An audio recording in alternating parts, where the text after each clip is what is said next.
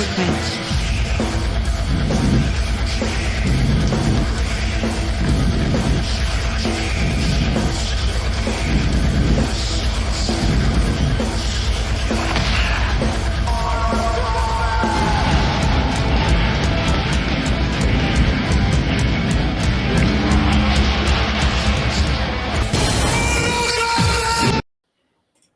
That was the hardest trailer I've ever had to put together because I had to go through so many different fan versions of the music. That was really good. If you listen really closely on that, you can hear the original because I had to remove the original music. You can hear it, but the old like EDM one is very licensed, so I had to go through a bunch of different like ones that sunk up right. But sorry for the delay, guys. We had a couple of our guests were having some satellite issues and such, so we apologize, but I think it was worth the wait. This is a pretty Dark Hour versus Kano. Who wins? He can shoot lasers from his eyes, so I probably lose because I can't get close enough to grab him. As is tradition for martial arts month, I wore my gi for one of these. It just happened to be the last one. But yeah, how you doing today, Joe? Oh, can't complain. Really excited to talk about this absolute gem of a movie. I've always said, like, up until Sonic came out, this was probably the best live action adaptation in video game history. It's a little schlocky. It's very 90s, and we'll get to that. But it was pretty, it was pretty solid for its time. And that's why it became one of the more popular ones. People like really jumped at this one when they saw it on the schedule. Before I bring those people in, I want to just say hi, chat. We see you. I think we had a couple of super chats, so let's just highlight those first. We have from some guy that I've never heard of before. This is his second day in a row, but he says Mortal Kombat. Cue the bombastic theme music. Already did. Thank you, Tur, and looking forward to having you back on in the near future because we have your send off next week. So. And I had one other one. Oh, it's another one. It's one of Blue Collars where we don't actually get to see what it is. But for $2.99, he sent me a Rags dog with sparkle eyes because I found out that Rags is a Shiba Inu. He is not a fox. I was wrong my whole life. And his eyes saying my hero. So thank you, my friend. But one of these days we'll be able to actually see what the stickers show. But that being said, I think we should get in some guests and get the ball rolling on this one. What do you say? Absolutely. Let's send them in. Okay, so first, it's been a few months since we had this guy on, but he's a regular, and we and him have streamed plenty, and that's Mr. Movie Cynic. Oh, hey, how's it going? It's going pretty good. How's your satellite? Did you have to move a lot of? It's hailing now. It was a massive snowstorm. This is what living in Maine's all about, is just dealing with the horrendous weather. It's really nice, like 2 months out of the year. So I'm really looking forward to that. But yeah, I'm back. Well, at least you were able to get on. That's why I was like, when you said that my satellite's like screwed up, I was like, well, it's fine. I'll just give him some time. Don't forget, I live in Maine in the boonies, so I run off Starlink. That's how I run everything. So here we are. Well, I'm glad to have you back on, brother. Yeah, thanks for having me, man. Yeah. Making his return from his channel, Narrative Arcade. Last time he was on our AM show, and I said, hey, I got to get him back on. He does a lot of video game content, and he's a writer, and he's had some opinions on how he could have made this movie even better, which I don't know how. It's a like 10 out of 10 masterpiece, but that's from Narrative Arcade. It's Selvier. Hello, how is everyone? Doing good, man. How's Eastern Europe right now? No, it's it's Austria, so it's central, right in the middle. I guess Central Europe. Yeah, Central. No, it's fine.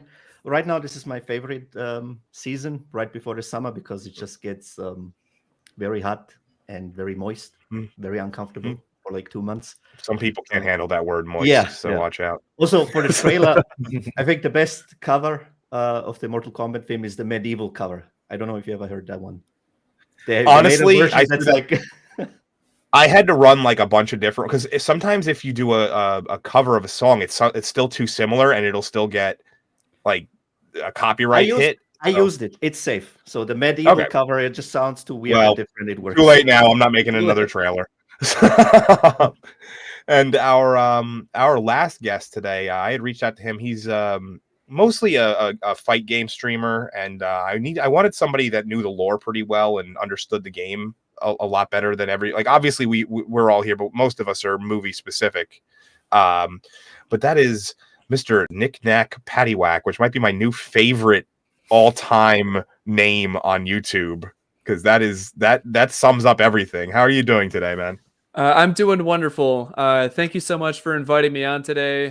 When you've brought up that we were going to be covering the Mortal Kombat movie, I was super excited. This is the first video game movie I've ever watched. My cousin introduced it to me when I was huge into the games, and then I was talking to a friend of mine last night, and he was like, "Yeah, it's years since I've seen this movie," and then that was like that memory of like, "Oh, I get to talk about this movie again tomorrow with a bunch of people." So excited about this. This will be a wonderful time. Mortal Kombat is my favorite franchise of all time, and happy to talk about it with all you guys. This will be great. Yeah, it's good to get a different perspective on these things too. Someone who doesn't necessarily come at it from the movie aspect, more the gaming lore aspect. So I tried to do it with Street Fighter as well, but I was up against it and ran out of time with that one. But you know, I think this one's actually a little bit, because we were talking about this backstage before you showed up. Mortal Kombat has some of the most complicated lore you could possibly imagine. Yeah. Not only has it existed since what, 93 or 2 or something? 92, like yeah. but they've reset the timeline like 4 times at this point, and it's just all sorts of crazy. This one obviously takes place mostly within the first game, but some touches on the second game as well. And yeah, that's I'm excited to hear what you have to add to the discussion. But I think we should get into this bad boy. What do you guys say? Yeah. Oh yeah. Yep. So as we saw in the beginning of the trailer, I didn't feel I needed to show it again, but this has one of the coolest intro setups of all time, with the fire, and then you don't really quite know what's going on at first, but then as it keeps going, you eventually see it's the logo, and it's one of the coolest logos in the history of gaming, might I add. Yeah, it's so recognizable. Just the dragon. Even if you're not a fan, you can recognize it just by looking at it. Yeah. You guys we remember just talked about how incredible the music is too. It's Yes, one of the greatest themes of all yeah. time, man. It kind of reminds me also. You guys remember the spoof with The Simpsons where Bart wants that violent Christmas game, and it's just No, I never really watched Simpsons. Oh, okay. So it reminds me of that. It's like you just know within the first 5 seconds there's going to be a lot of violence, and that's all that matters. So the movie pretty much just gets right into it. It doesn't slow down. So we don't know who the characters are right off the bat, but this is Shang Tsung, which is a little weird because in the original game, obviously he's much older. He's, a decrepit old man. And then he doesn't become young until like the second game. There's a reason for that in the lore, but this other individual is Liu Kang's brother, who is not a character in the games.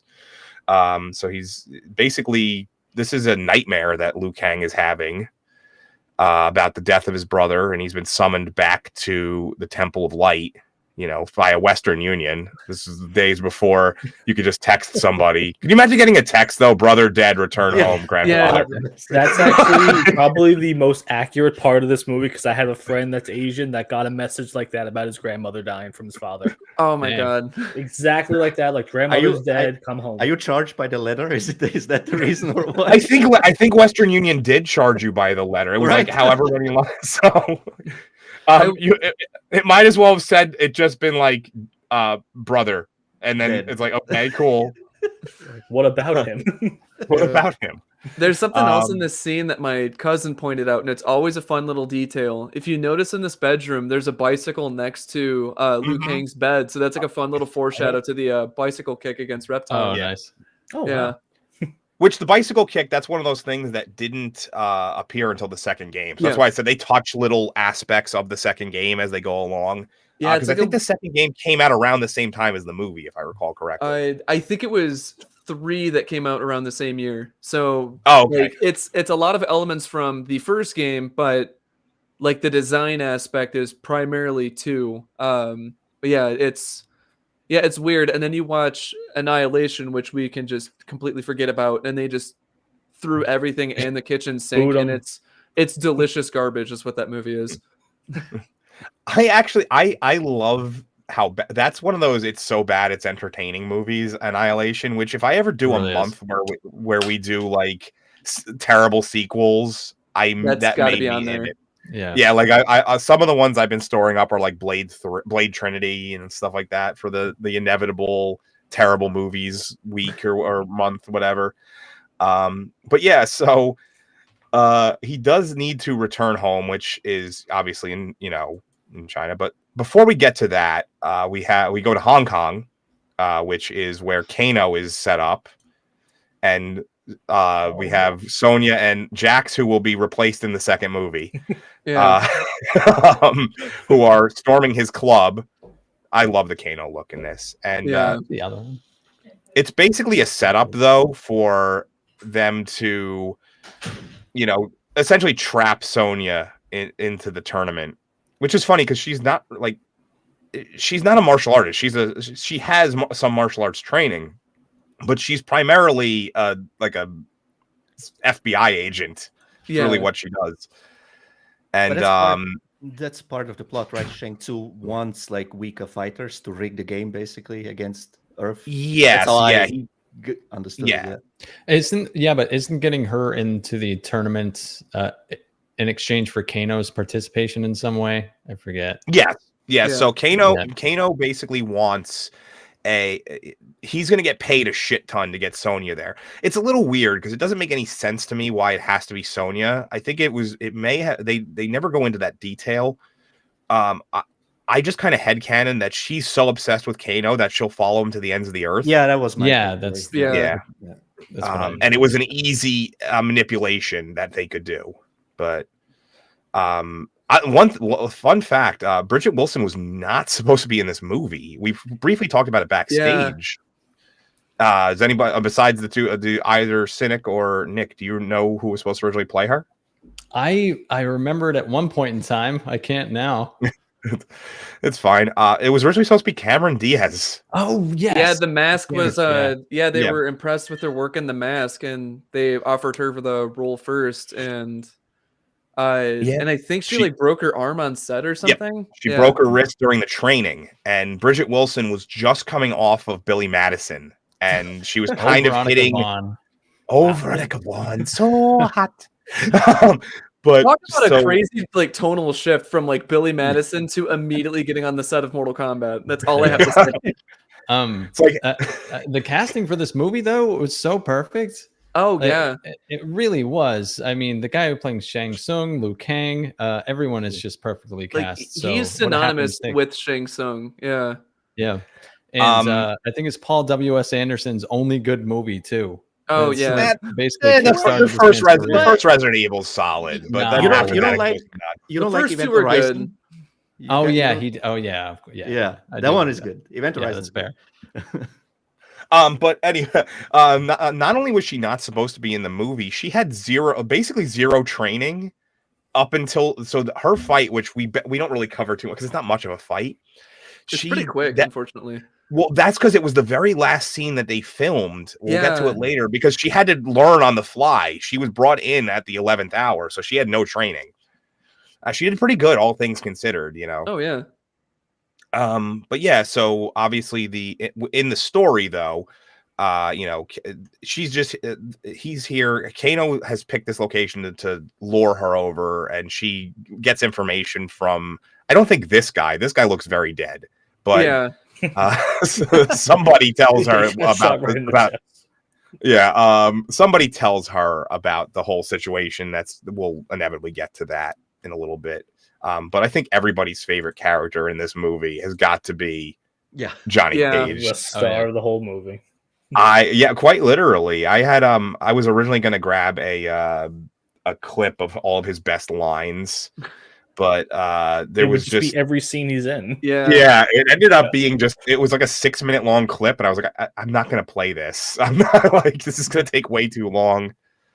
But he's, obviously anybody who knows anything about Johnny Cage, he's he's basically Jean-Claude Van Damme.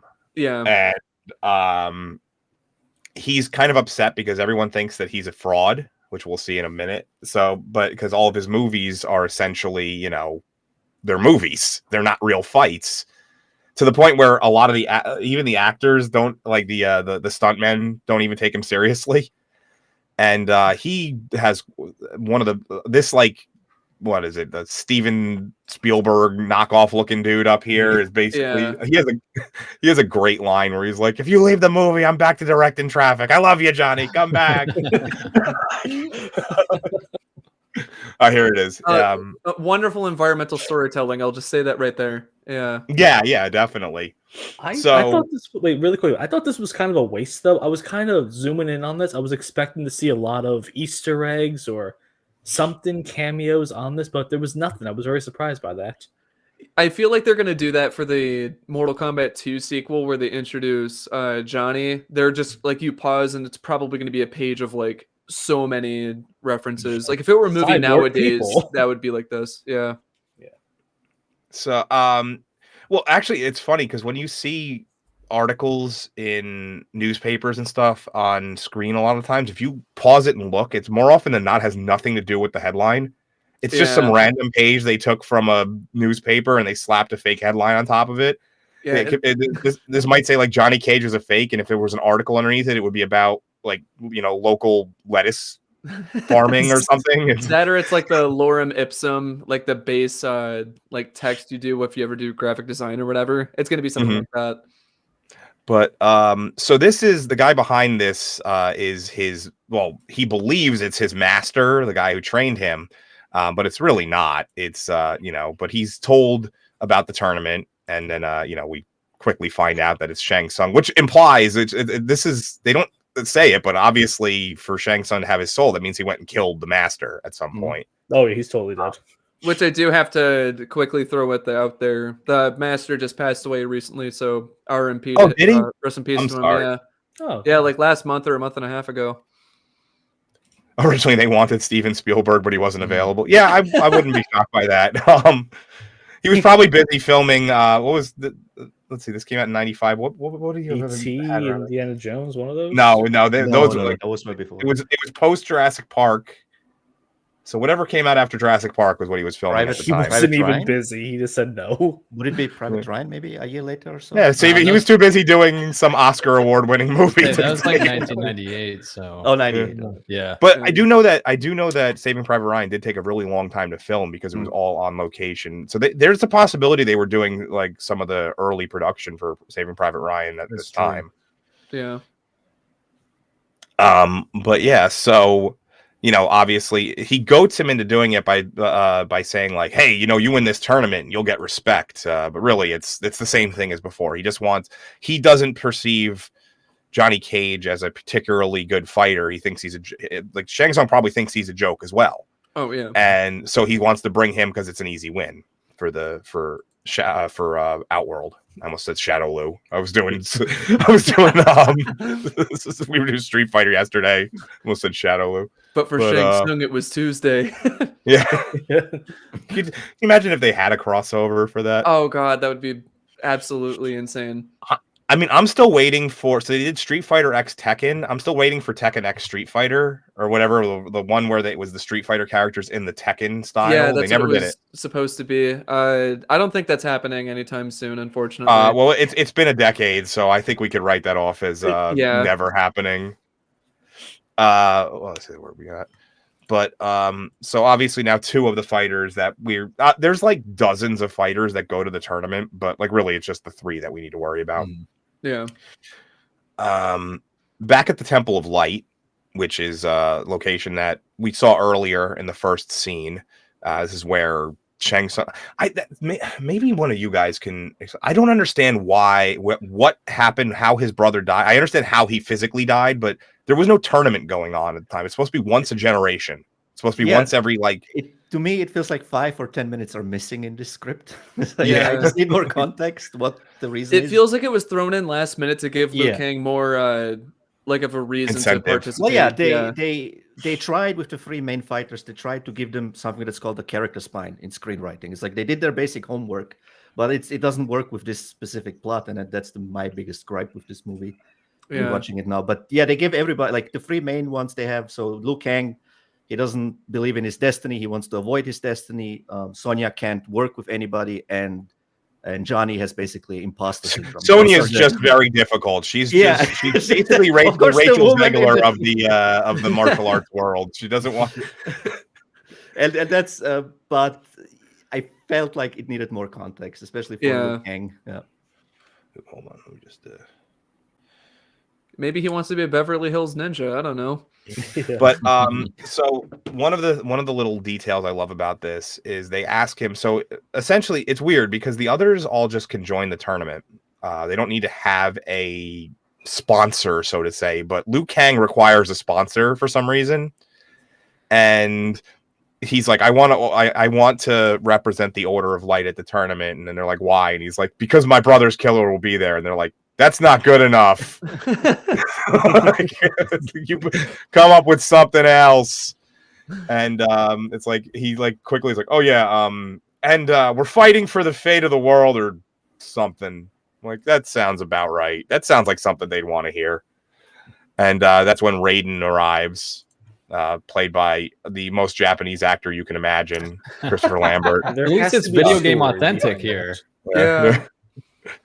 I do love that Christopher Lambert has made a career out of playing characters that are not the same ethnicity as him. Yeah.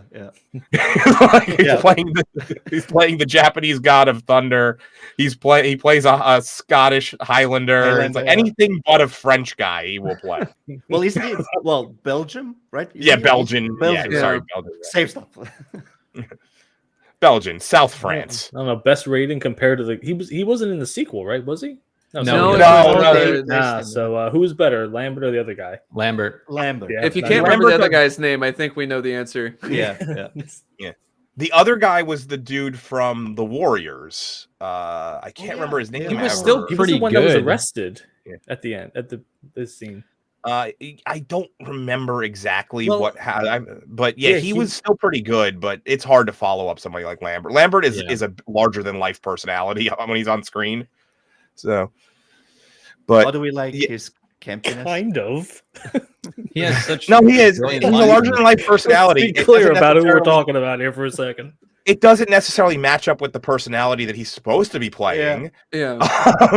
But I will say, like, I am kind of happy that they went their own route with Raiden in this one. Like, they didn't give him like the very bright blue outfit.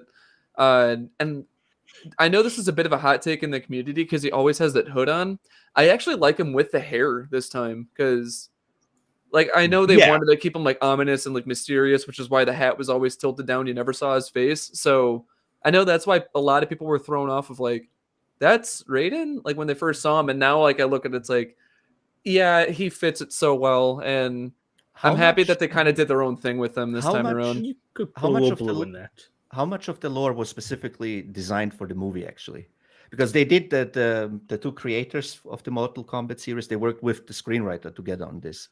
So my question is, how much was there a back and forth where they made specific decisions? Like all the campiness, I can see them saying, "Well, it's a PG-13 movie. That's why we need it. Let's tone it down a little." The stuff. And I think. I know they were heavily consulted for a lot of this movie, so a lot of it is James Raymer. That's his name. James Raymer, yeah, because I know Raymar, some of it's pretty accurate to the games, and I know some of it they just made up, or at least the movie changed it so they made it canon in the rest of the games. Like, for an example, is it Trevor Goddard who plays Kano in this? Yes. So I know is that guy is dead now. He died in 2000. Yeah, he passed away. But for an example, he was supposed to be in the games he's Asian American, but in this he's Australian. So moving forward, they're like, okay, well they nailed it, so we'll just make him Australian moving forward. But yeah, there's like a few things they do very well, but because it's a movie and they don't want to complicate things, like for an example, is we'll probably get to later. We will. Like the Scorpion and Sub-Zero, it's like, okay, cool, they're in this movie, but they work for Shang Tsung, which is like, oh, that's kind of disappointing. Also, they're friends. Back then, I think they said everything needs to be contained. Like people are not going to look up the game. I think the gamer base was much smaller as well.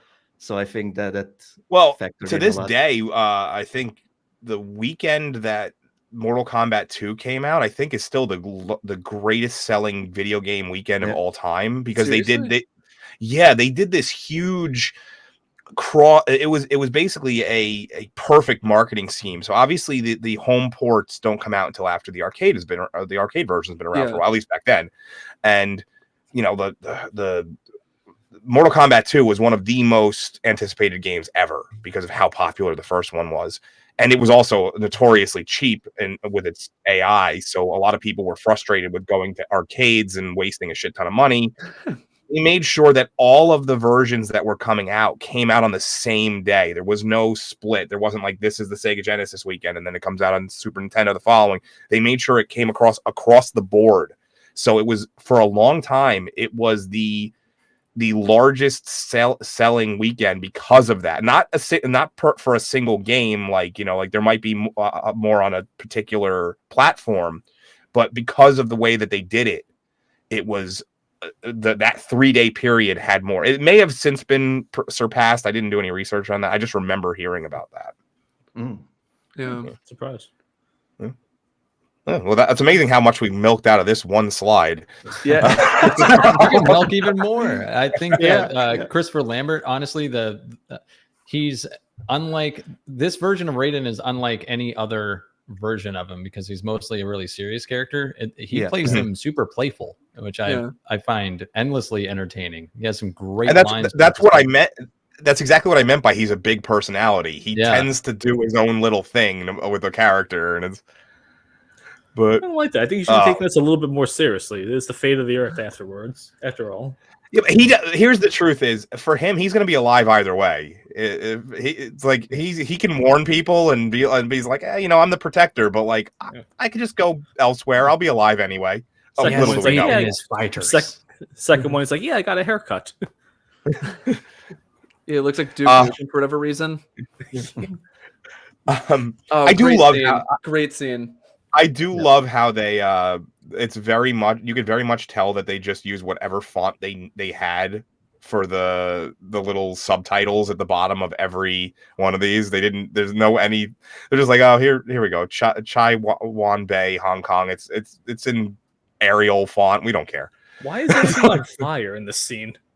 Yeah, so many like things are being welded. There's all these like things on fire. I never realized this is a port in Hong Kong. They are just doing all sorts of illegal shit here.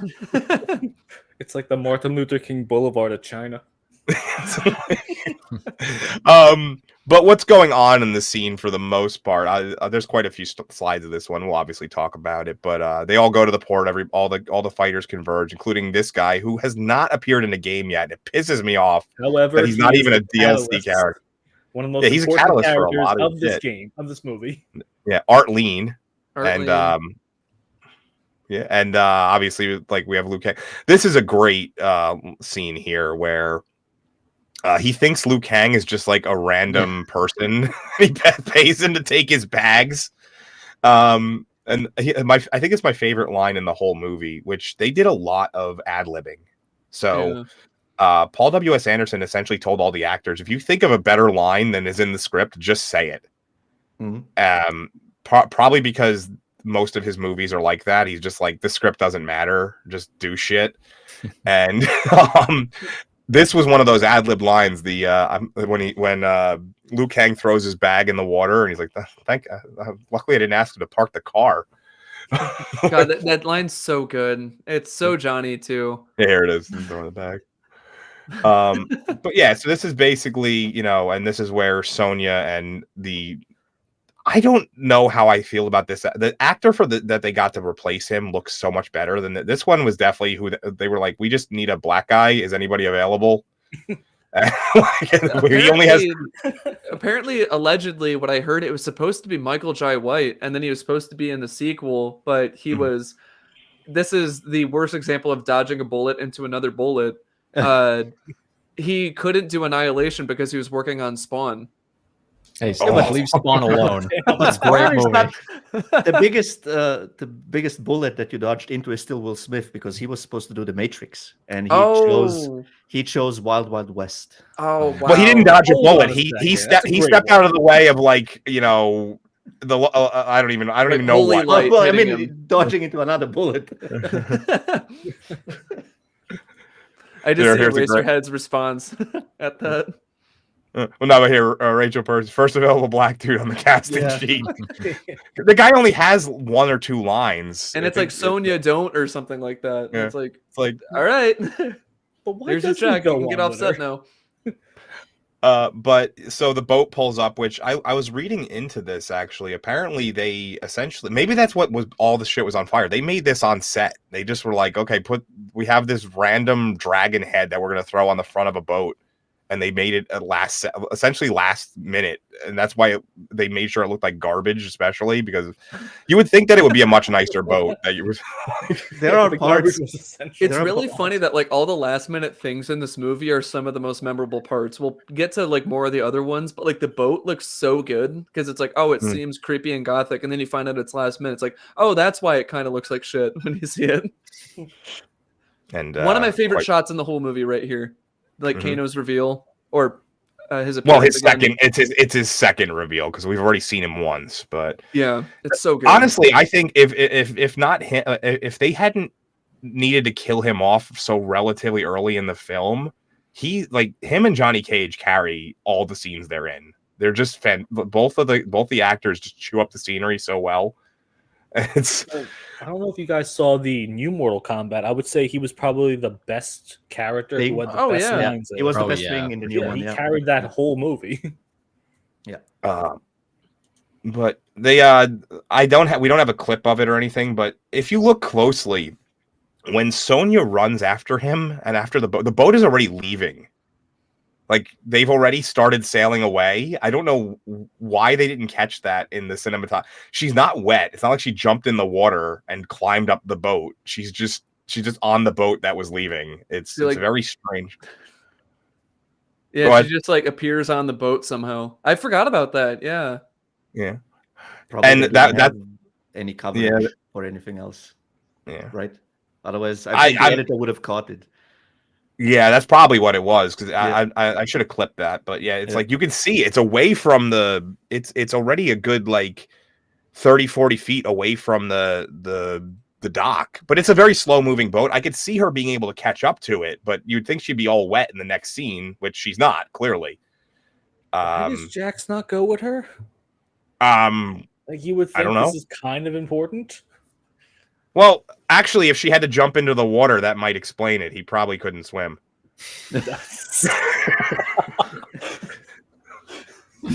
That's the most racist I'll get. That's it. That's like... Well, I mean, I watched this one with my wife, and we watched it for the first time in English. I only saw this one in German as a kid, and we get to Kano, and my wife asked, "Does he have a speech impediment?" I'm like, "No, honey, He he's does. just He has like a Australian, lip. so you're just Yeah. not used to that accent." He does have a few lines where you could tell the actor probably has a lisp in real life, and Yeah, he just it- couldn't get around it. But she couldn't understand a word he said. Like, Well, that's also Australians, but Yeah. but there's one line I'm trying to remember it where he specifically says something, and he's like, I think it's when he's like, "Put a big smile on your partner, though." Yeah. Yeah, there's a few line deliveries where I'm like, okay, maybe Paul should have said, "Can we do that again?" yeah, but it's Paul. He doesn't do that. Like, No, he's like, we're just going with the He doesn't natural do that. moment. I will say if this movie were made like 5-6 years later, would any of you think that Sonya would have been Mila Jovovich? Oh, 100%. Yeah. Definitely. Yeah. Yeah, Paul W.S. I married my own OC Anderson. Yeah, Yeah. She would have also played Katana. They would have figured out a way to have her be both. she would have played Sonya, Katana, Melina, and Jade. Yeah, Yeah. Jade was supposed to be in the movie. Actually, they had to drop the scene. Jade was supposed to fight Sonya, but because of what happened with, the Cameron Diaz. the lack of training and Cameron Diaz, they had to cut that scene. There were several scenes that had to get cut from the movie. That was one of them. Then that's why they bring it back. They bring Jade into the second one. But they essentially had to trim down Sonya's character immensely because of that. And it's so odd they didn't include Jax when they have like a made up Art token Lean. minority character later. You Yeah. would think that you would think they would put replace Art with Jax or something, and then They in could the have sequel, and have they him, Yeah. have break him his rip the arms arms off. or well, it's a PG-13 movie, so you can't really rip the arms off without it being R. But have him like break Well, his they arms showed or on No, something. screen. you can like the Judge Dredd. With Oh Stallone. yeah, I never was mind. Yeah, Yeah, you just can. thinking that exact scene. Yeah, Yeah, Yeah. you just do yeah, exactly. You just do it as a off the screen. That's one of Exactly. the restrictions for PG-13 is you can't actually show human death and dismemberment on screen, but you can Yeah. heavily imply it. Oh, so it'd have to be like in silhouette or something. Like that'd be like Yes. the Silhouette. best way to do it. That's one of the reasons why they the only on-screen deaths you actually see are demons and stuff like that. They don't show any of the human characters die on screen. It was one of the ways to keep it at PG-13 because that was a big thing for New Line. They were like, we understand that this is Mortal Kombat. You're the controversial high violence video game, but we need this to be a PG-13 movie. And so that was their workaround. Well, if I'm not mistaken, why- that's Mortal Kombat was the reason why we had that video game rating system, right? Yeah, Yes, that yes. Night Trap. Yeah. Yep. Yep, and that was a big proponent of that was like essentially the fact that there was never the MPAA had existed, but we had it was still such a new like emerging medium for things that we never even thought about that. We were just like, okay, yeah, why not? Quick question: how much of a moral panic was there in the States about Mortal Kombat? Because there was A a lot. lot in the A lot. German-speaking countries. There was a lot. I It remember that one. depended on the location, really. So the Bible Belt like states, the southern states, that was a lot more prevalent, and like but there was certain areas that like it was just like who gives a shit.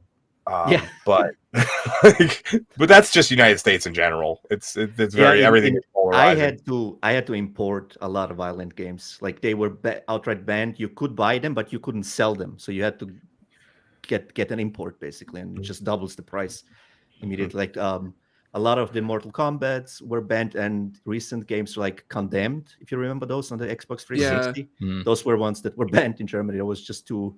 They call them inhumane games. That's what the language that they use here. It's dehumanizing and inhumane. You'll go. I've said this. I've said this on other streams before. It's weird when you think of it. So in the United States, we're very like, okay, yeah, get the guns, the violence, and that's PG-13. That's cool. But one titty will do you in. Yeah. That is. So and then reverse in Europe, it's the flip flop. It's like you guys are like full Monty, but one bullet. It only applies to backwards. Western. No, it only applies to Western Europe. If you go more south, Balkans, Eastern Europe, it's actually like with American rules. Oh, okay, like, okay. Yeah, as much as I remember. Yeah. Okay, well, I believe you. You're from there, so I'll have to take your word for it. You could be. But lying. yeah, with like Germany, it's really flipped. Like they talk, like the way they talk about games, even to this day, it sounds like you're going all Adolf. Like you're gonna massacre whole people if you play too much shooters or something. Like I mean, that was really the thing that they said with Doom. They were like, Yeah. This is the reason why so much stuff is happening. Yes, one Janet Jackson did. That made it so that way we could never have a good Super Bowl halftime show again. That's what that did. That was but this actually, and this was another scene I wish I could have clipped, but it had that music issue. And it just wasn't worth it. But one of the coolest intros of all time is the intro for Sub-Zero and Scorpion. Yep. Yeah. It's cool. Which it makes much sense though. They try to write it off with a single line of dialogue. They're like Scorpion and Sub-Zero, the deadliest of enemies, but slaves to my power, kind of. Yeah, like pawns in my scheme or whatever. Yeah. And then people were like upset, like, oh, they're not gonna fight each other. Which I will say is like the only bright spot, actual like good scene from Annihilation is they actually do deliver a fight, even though it's not great. They actually got to fight each other. Yeah, and actually that actor who played Sub-Zero in that one was the actor who played Reptile in this one. Yeah, he's the one of 3 actors who returned for the sequel, because the only 2 were Talisa Soto as Katana and Robin Shu as Liu Kang. Yeah. I have tried my ass off to get a hold of the 2 actors who played Scorpion and Sub-Zero in this one. Scorpion was played by Chris Carmassa or Camassa. I don't know exactly how it's a very Italian last name. And I forget his name. The guy who plays Sub-Zero is a French guy. Yeah. They both actually have the same agent. Because I reached out to the agent to try and get them. And that's pretty much the reason why Sub-Zero never speaks, is because he has the actor has a very heavy French accent. And I guess they just didn't want to dub over him, despite the fact he has a mask on for some reason. But they do it for Scorpion in this movie. It's Ed Boon. Well, that was already established for that. That was the Scorpion voice. So, and Sub-Zero shows why you don't bring a gun to an ice fight. But this scene is actually a really cool introduction to. So up to this point, we've seen a little bit of the powers, specifically Shang Tsung, but this is a really cool little introduction at point of the movie for people who might not know much about the games to kind of understand what's going on. So you get to see like the two of the most iconic characters, but actually I would say the two most iconic characters use their powers. Yeah, I would say maybe Goro, because a lot of people know because that he was the logo and stuff. That might be up there as well. But you get to see it's the worst CG in the world. It's so bad. It's floating in his hand as he's holding it. It's pretty rough. No. The worst is still, I think, Power Rangers, the movie. Oh, yeah, that's pretty bad too. But, but when we get to Reptile later, oh, that looks so it's bad. the same type of CGI. It looks really blobby. Surprisingly enough, though, the electricity effects they use for Raiden, not so bad. So that's what's going on era. here. It works because it fits the era. Yeah.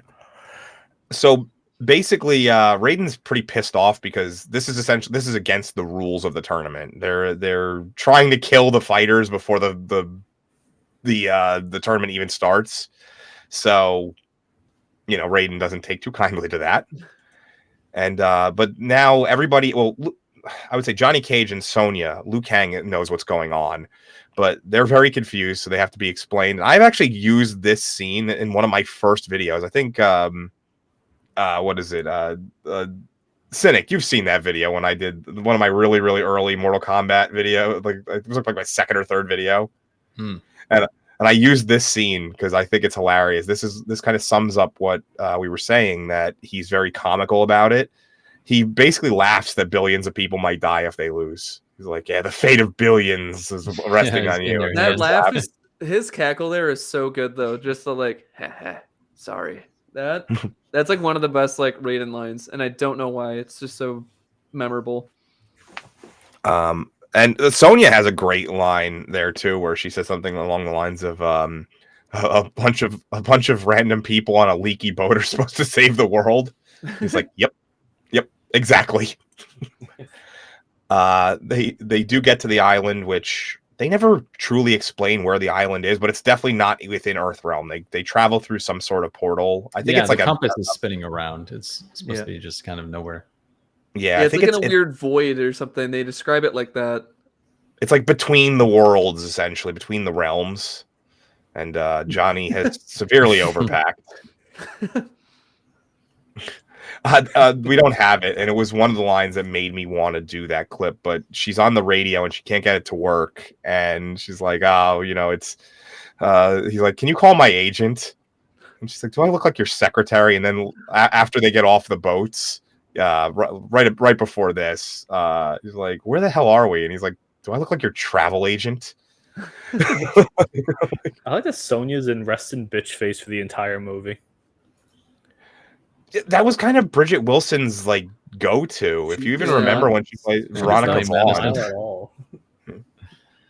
She didn't have a very particularly long career in Hollywood. So, and then she eventually, somebody said it in the chat, she married Pete Sampras and just like kind of doesn't, Yeah, he's like a tennis. Yeah, he's like a tennis player, and then like after they got married, she's like, "All right, I'm done acting." Yeah, I mean, she was probably smart. She didn't really separate herself from a lot of the other generic blonde actresses too much, and she probably would have just ended up doing a lot of spot work, small parts in TV shows and stuff, which is really annoying for people like actors because you don't get paid as much as if you're starring, obviously, and you never know where it's going to be. So she made the right decision. She just hitched her ride to a really rich tennis player and was like, "This is good enough." Let's see, where were we for slide 40? Yeah, so they're obviously they have to get settled, and more of that terrible CGI. It doesn't even look like the suitcases that are falling are part of the scene. They look like they were painted on to this. Yeah, they're like comped in really weird. It looks really bad. And they arrive, and that's where we first meet Katana, who, like you said, is one of the only actors to actually make it to the second movie. Yeah. The sets are actually really beautifully done, I think. Yeah, that's like the one thing I love about this. They look so good. It looks really well done. One thing I do love is that, so they kind of imply, they maybe not these specific ones, but some of these statues around it's not a castle, the island, I guess we'll just call it the island, are actually like the dead bodies of the people that Shang Tsung killed. That just don't have their souls. They're just too big, I think. Some of, like I said, these ones probably not, but later on you see smaller ones, and it's very heavily implied that that's what's going on. But because you see ones that are clearly like samurais and like Spartans and stuff. Yeah, it's like in the final fight, you get to see like people from multiple generations, and I'm like, oh, that's like how long. It's a cool way of showing how long the tournament's been going on for. Yeah. Well, I do know in the lore, and maybe you might be able to correct me. So Shang Tsung was a champion, and then he loses to the great Kung Lao the Great, or the Great Kung Lao, original Kung Lao, and then that kind of resets the process. But now he's no longer the one that is the champ, because he doesn't die for some reason. He loses but doesn't die. Something about the fact that the souls that he keeps and stuff. Yeah. And then Goro kills the Great Kung Lao, and that started this chain of 9 straight. Yeah, because Goro is like the reigning champ constantly, and then like until like this generation, it's like, oh, if Goro wins, then they get to merge the realms and invade. But yeah, like it was it was that Shang Tsung lost to Great Kung Lao, and then it's like, well, I'm gonna get this guy to do it, and then that's how like Kung Lao, the one that we're introduced to, gets introduced, because it's like, I want to kill Shang Tsung, and then of course the current timeline of the games turns Kung Lao into like the guy who's gonna die no matter what. And it kind of sucks if you're a Kung Lao fan. Was any of this talked about in the movie? It's a lot of lore here. So they do mention it's in like throwaway lines. Raiden says like, oh, Shang Tsung is actually more dangerous than Goro, and he could fight if he wants to because he's a former champion. Then they mention that Liu Kang is a descendant of Kung Lao, which used to confuse me as a kid, because Kung Lao, a different Kung Lao is in the second game on. It's a different guy, though. It's a completely different character. It's just named after him. It's like, that's like Liu Kang's cousin. Yeah.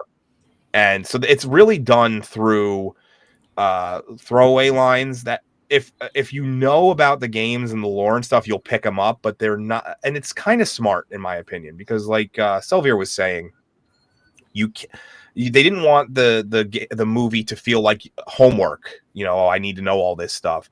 So they throw all of these little nuggets in there just to make the game lore fans happy, but keep the story going. And I can see Sylvia is unhappy with what I just said. So go on. Well, no, you're correct. That is a problem, but you have to. I think they should have restructured the plot. I think there should have been 2 plot threads. One with the tournament and one with Liu Kang doing an investigation on his brother's death. And that way you can set everything up. While he's uncovering things, you learn with the audience together with him. Because one of the biggest problems here is they supposedly all have these issues, but for the first half of the movie, they never lose. Those issues that they supposedly have as characters are not impacting them in any way. And that's a typical screenwriting problem. It's just there's not enough failure or upfront. If you say to me these are the issues that they have, and that's the reason why they're struggling, the easiest way would have been if they just make a tag team tournament where Johnny Cage and Sonya have to learn to work together, and Johnny can't because he has imposter syndrome, and she can't work with anybody else, is always a lone wolf. And then you have the separate plot thread with Liu Kang, not even part of the tournament because he doesn't want to fulfill his destiny, like Neo, for example. And then he does the investigation and he uncovers all the stuff. And then you bring it all together by the end of the second act. Well, that's kind of the problem, though. You can't have anyone lose because they'll die. No, you can raise the stakes by you're correct. I think that's why they did it, because you would just be eliminated because it's actually that makes me question another aspect of the film too. Like Katana and Liu Kang fight later, and that's just that stalemate, and they just leave it alone. That fight doesn't make any sense to this day. They should. I don't understand. That was more of like a practice session. They don't even. Odd. Yeah. But you could skirt around that by make it look like it's a normal tournament, and then you ascend to the actual Mortal Kombat. That would have been plot-wise. So I think I just think I figured it out. What they probably should have done, and with what you're trying to say, is so they bring about, I don't know, because you see them at the port. There's probably about 30 or 40 people that are representing Earthrealm. Yeah. The first fight that Liu Kang has, which will be not too long from now, against a guy that's a nameless dude. Like he's just, I don't even know what, I couldn't even locate him on the IMDb. He's just like random Jamaican fighter #1. I don't know what he's supposed to be. And that could have just been another Earthrealm guy who you have to fight like the preliminary rounds against your own people to qualify to fight their fighters kind of thing. I think that's what you're kind of implying. Yeah, there should have been like a play-in tournament almost. Yeah. And then it doesn't make sense because there's a part that we'll get to later, but it's just making me think of it when they introduce Goro and he's like throwing all of these dudes around. It's like, how did these guys get up here? Like in the tournament? Yeah.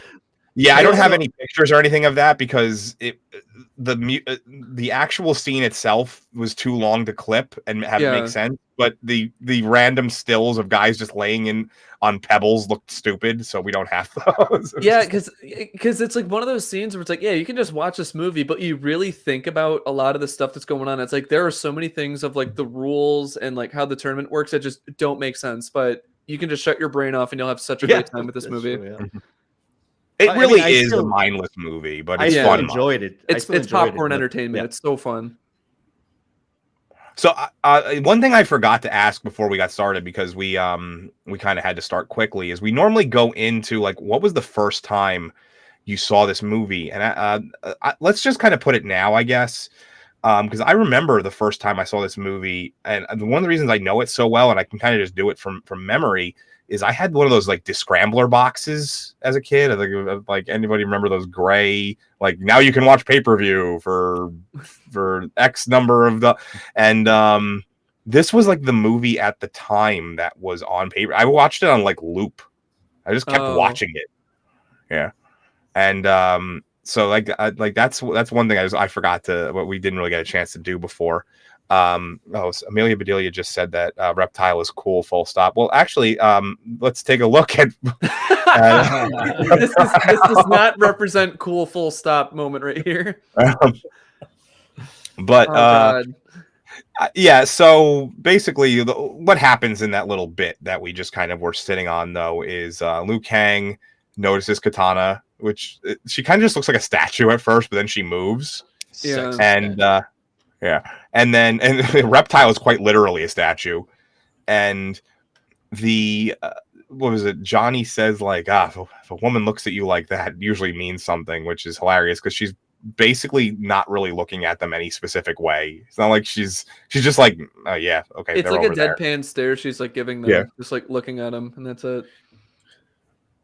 I find the whole preliminaries to be really fascinating, by the way. Like, it's one of these things. So they have this giant banquet, which makes sense. You know, you're hosting this tournament, and you're like, even if you want your fighters to win, you gotta kind of feed the other fighters. Like, it's gonna be, there's probably some rules that they still need to follow because there is elder gods that set these rules. I honestly wish it would have been like in Dragon Ball, the tournaments, like the Tenkaichi. The way it should have been more organized. Like, there is no, like, we never, like, they just randomly meet to fight. It's kind of weird at times. Yeah.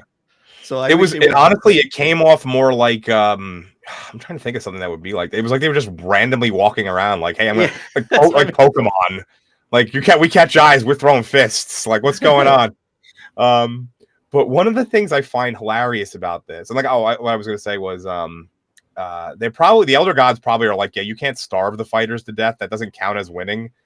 So you have to feed them. You can't poison them in the food. And it's like, like the food actually looks pretty good. Like they have full turkeys but none of the people really get to eat the food. Because in about 2 minutes, which we don't have a clip of, but all these guys show up and just flip the tables and all the food just goes flying.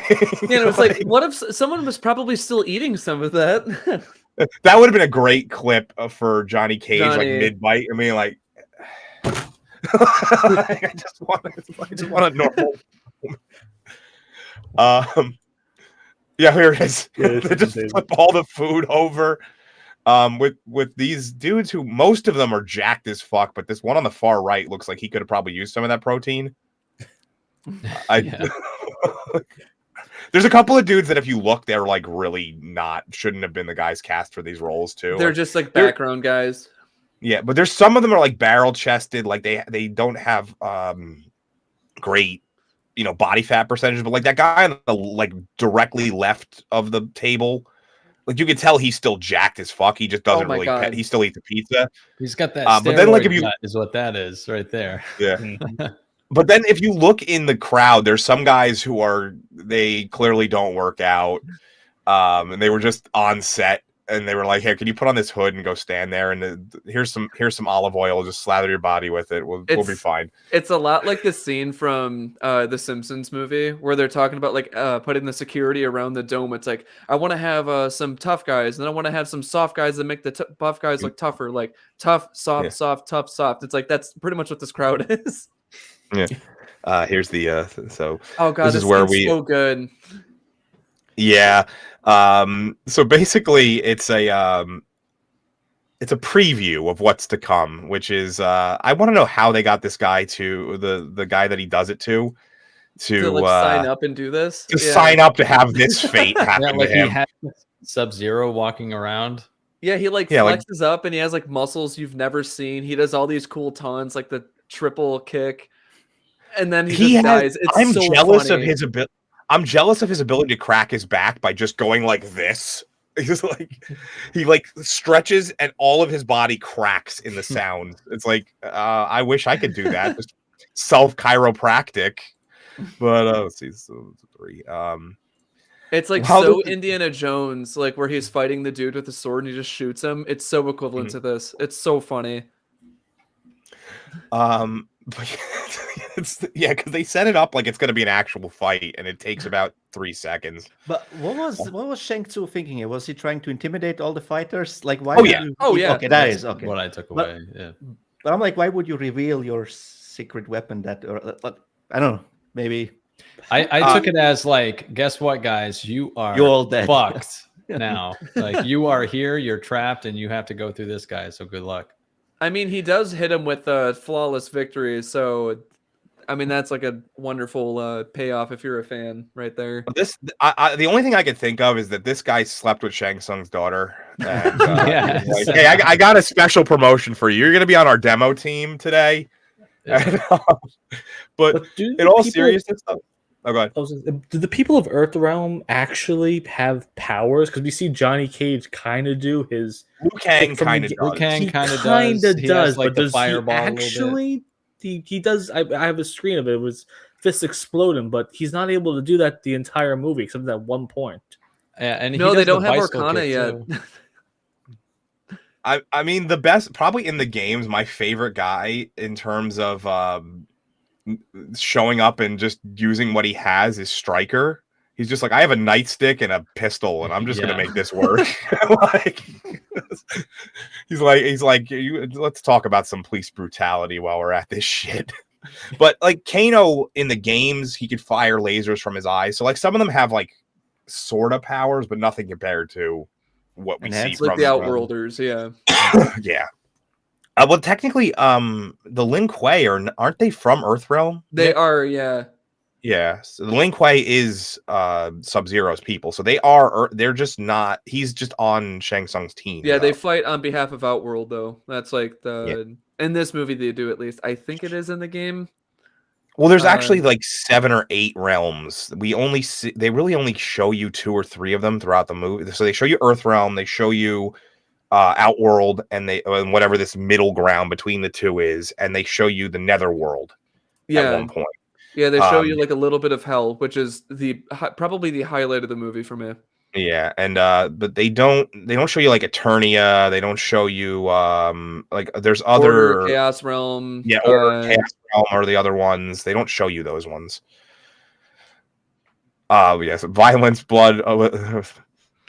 Violence and blood was okay considering it was. Well, this was a way around that. They were like, we'll just freeze all the blood, and he's technically not a human anymore. He's now an icicle. That's how we get around this.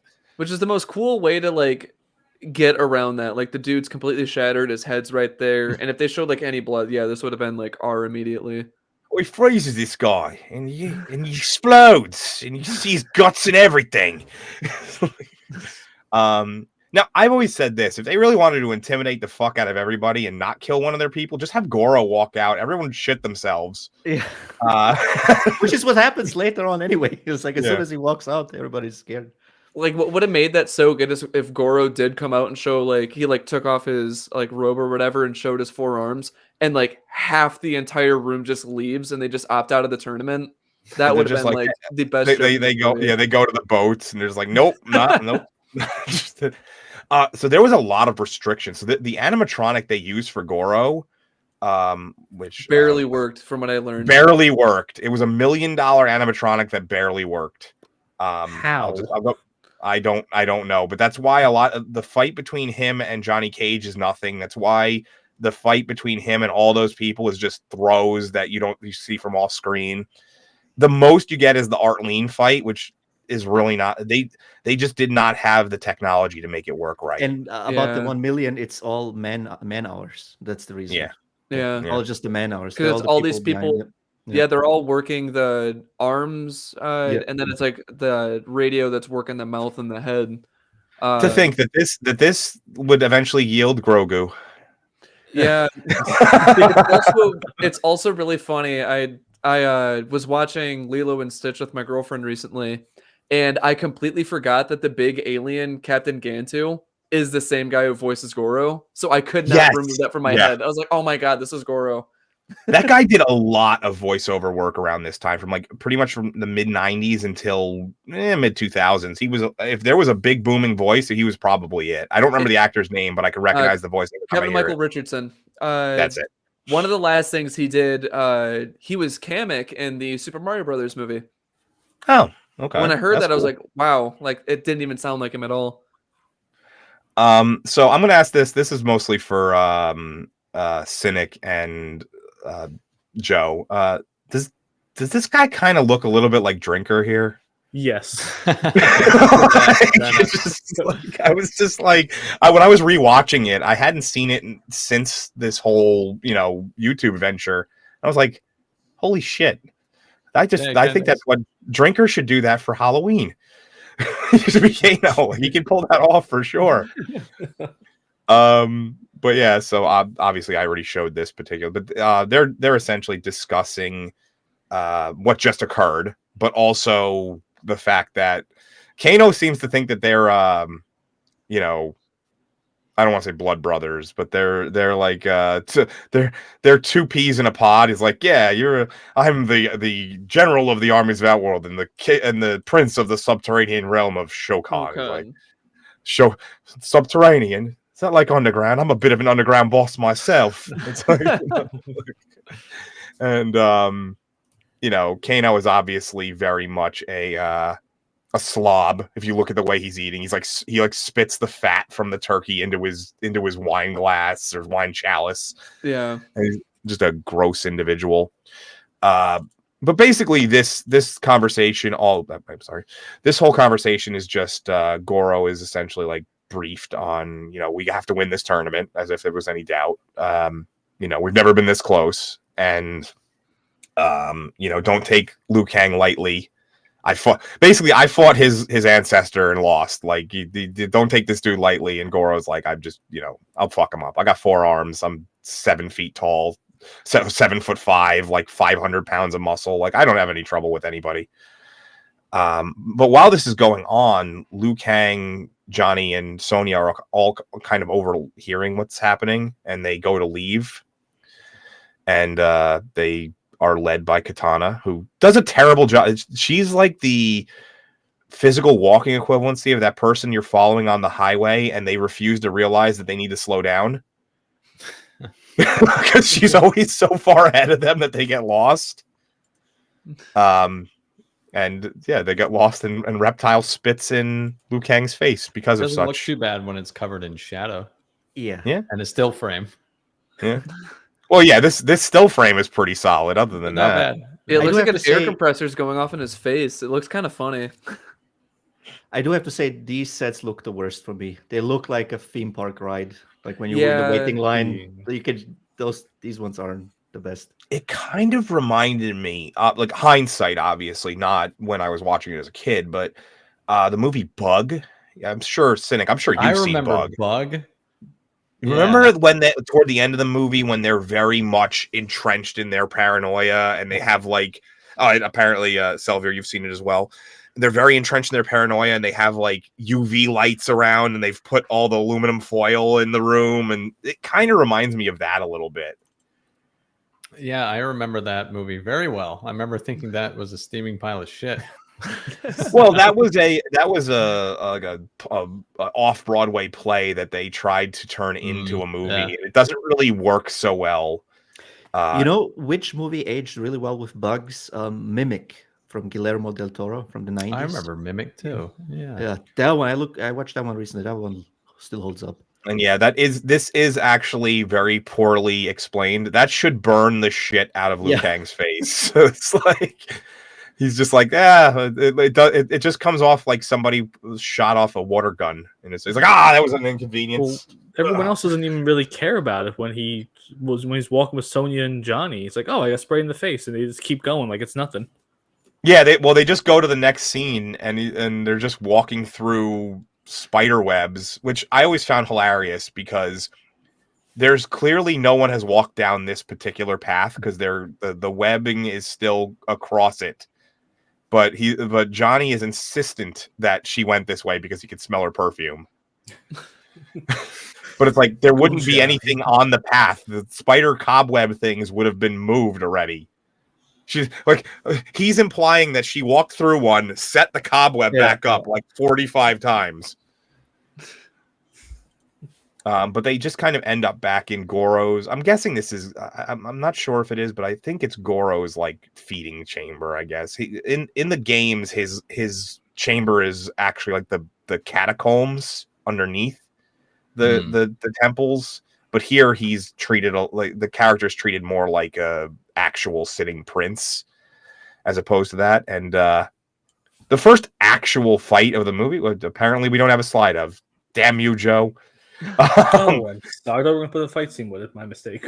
No, it's fine. It's not really that much of a fight. They just fight a bunch of dudes. Sorry, guys. We don't have that one. But it's not really much. They pretty much beat the shit out of these guys, no problem. And but a bunch of others show up, and Raiden basically threatens to electrocute them all, so that way it doesn't happen again. But now we get to the real fighting. And here was that guy I was talking about, random Jamaican fighter number 1.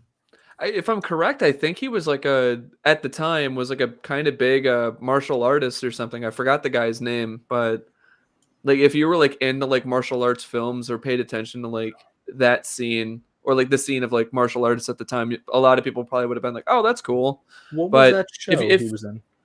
So we were talking about this a little bit before you guys popped in. There was a show that a lot of the people were cast from, and it was like WMAC champions or something, or it was like World Martial Arts Champions Masters, WMAC Masters. And if anybody remembers that, it was essentially the martial arts equivalency of American Gladiators, a clearly staged show that had fake, like it was played off like it was some sort of real fighting tournament that you were watching, almost like a pro wrestling thing, but with martial artists, and they would fight for medallions. And I had his action figure, and he was a robot. And a lot of the people, I'm guessing that whoever the agent was for the fighters, because Chris Carmassa was on that as well, and they probably all just had the same agent, and he just negotiated to have all these people in the Mortal Kombat movie. Let me see if I can. Let me hold on. Well, you guys can talk about this dude for a second. Yeah, with WMAC guy. Yeah, he's right there. He's literally like dead center. If you look up WMAC Masters, he's right in the center of the. I'm looking at this real quick. Yeah, he's his name is Machine in it. Wow. His name is Hakeem Alston, and like Chris Casamassa. Sorry, and Hosam. All these guys were basically in this. Is the guy in the bottom right Hosung Pak? Yeah. Oh, that's Liu Kang from Mortal Kombat 1 and 2 from the game. Yeah. Mm-hmm. Mm-hmm. Yeah. Wow. Like I have a feeling that was part of the of how this all got put together. Was they essentially pillaged from that particular show. Yeah. I'm just seeing Amelia's comment. Yeah, he was styled after Bruce Lee, and what makes it more interesting, back to the whole Bruce Lee thing, according to a video I watched, I have to look it up and see if it's accurate or how accurate it is, but originally it was supposed to be Brandon Lee who was supposed to play Liu Kang.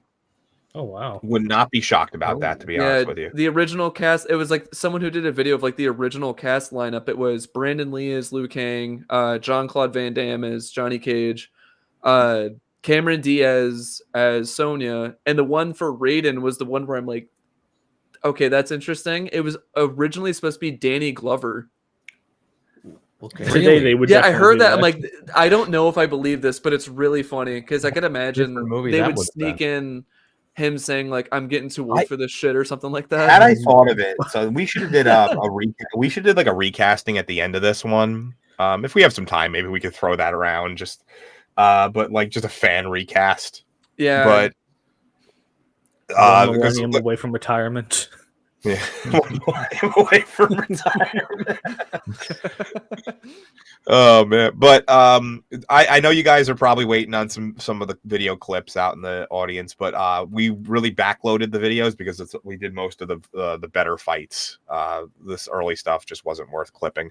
Like this fight is barely anything. It's just them hitting each other with sticks for a little while, and then Liu Kang just does like a drop kick, and that's the end of the fight.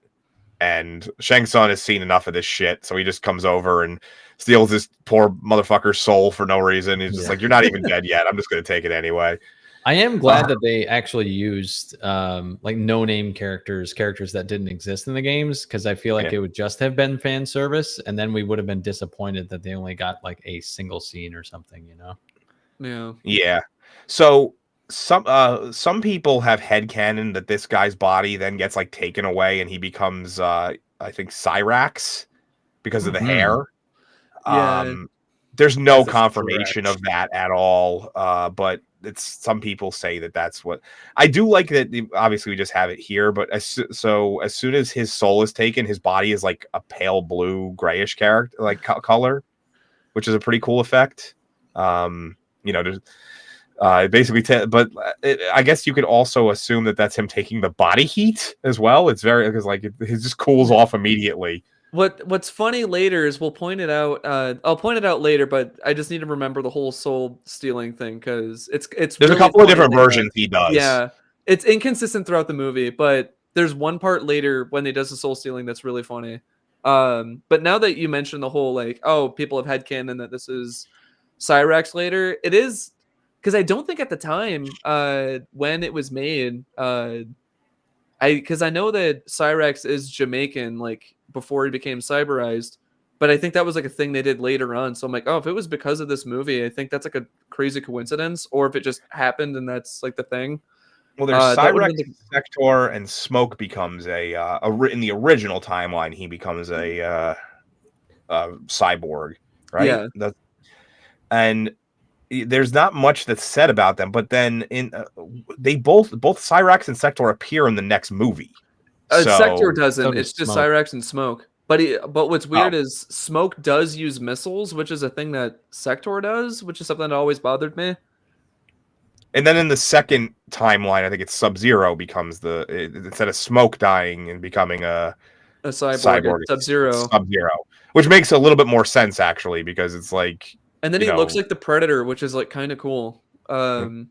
Like I remember everyone's like, "Oh, is the Predator in Mortal Kombat 9?" I'm like, "No." And then what's funny is that the next game, the Predator did show up.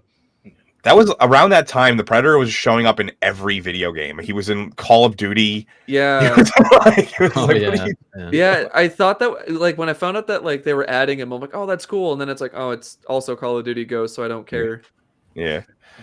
But now we get to Sonya and the fight between. This is not even a fight. It's literally just he comes in, he shows off his knife, he kicks her in the ribs, and then she breaks his neck. It's like, that's he spits on her leg too. You can see it there. It's gross. Yeah. Which the prosthetic they use for his face is really good, though. I was gonna say his face there. That is the best still you could have chose for this scene. That's every fan dreaming to have like their leg having Bridget Sampress's legs wrapped around. How do we feel about him departing? I feel like he left way too early. He should have been in a short time. Absolutely. Yeah, they wrap up her whole arc like way too early. Yeah, it's way well, too like I said, they had to remove a lot of stuff from her arc because this was probably I wouldn't be shocked if this fight was supposed to be way later in the movie. And her first fight was supposed to be against Jade.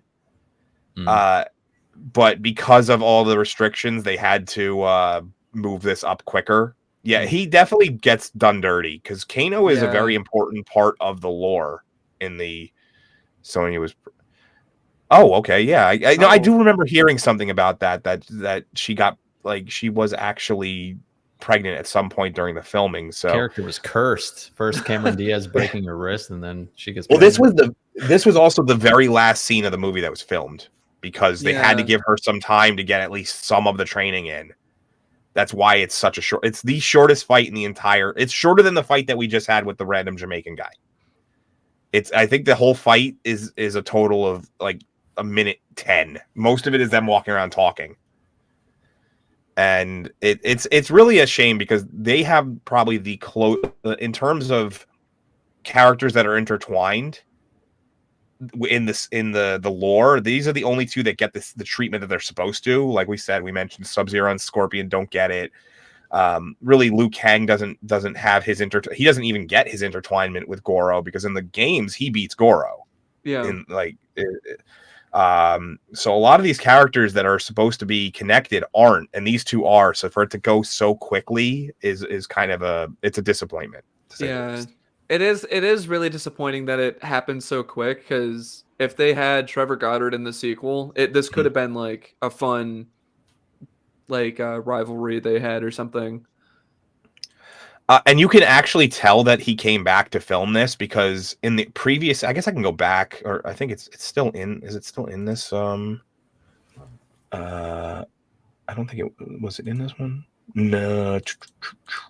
Oh yeah, like his beard is way more defined there. Like I was noticing that, and his hair is a little bit longer. Yeah. Yeah, and then if you come to this one, you can see his hair is shorter, and that's very much stubbly.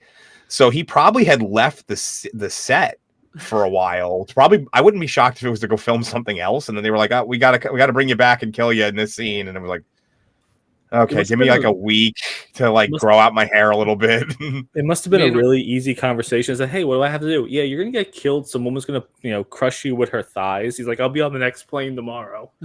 Yeah, meanwhile, if it were Warner Brothers producing this around the time Justice League came out, they would have CG'd the beard horribly or something. The Henry Cavill situation.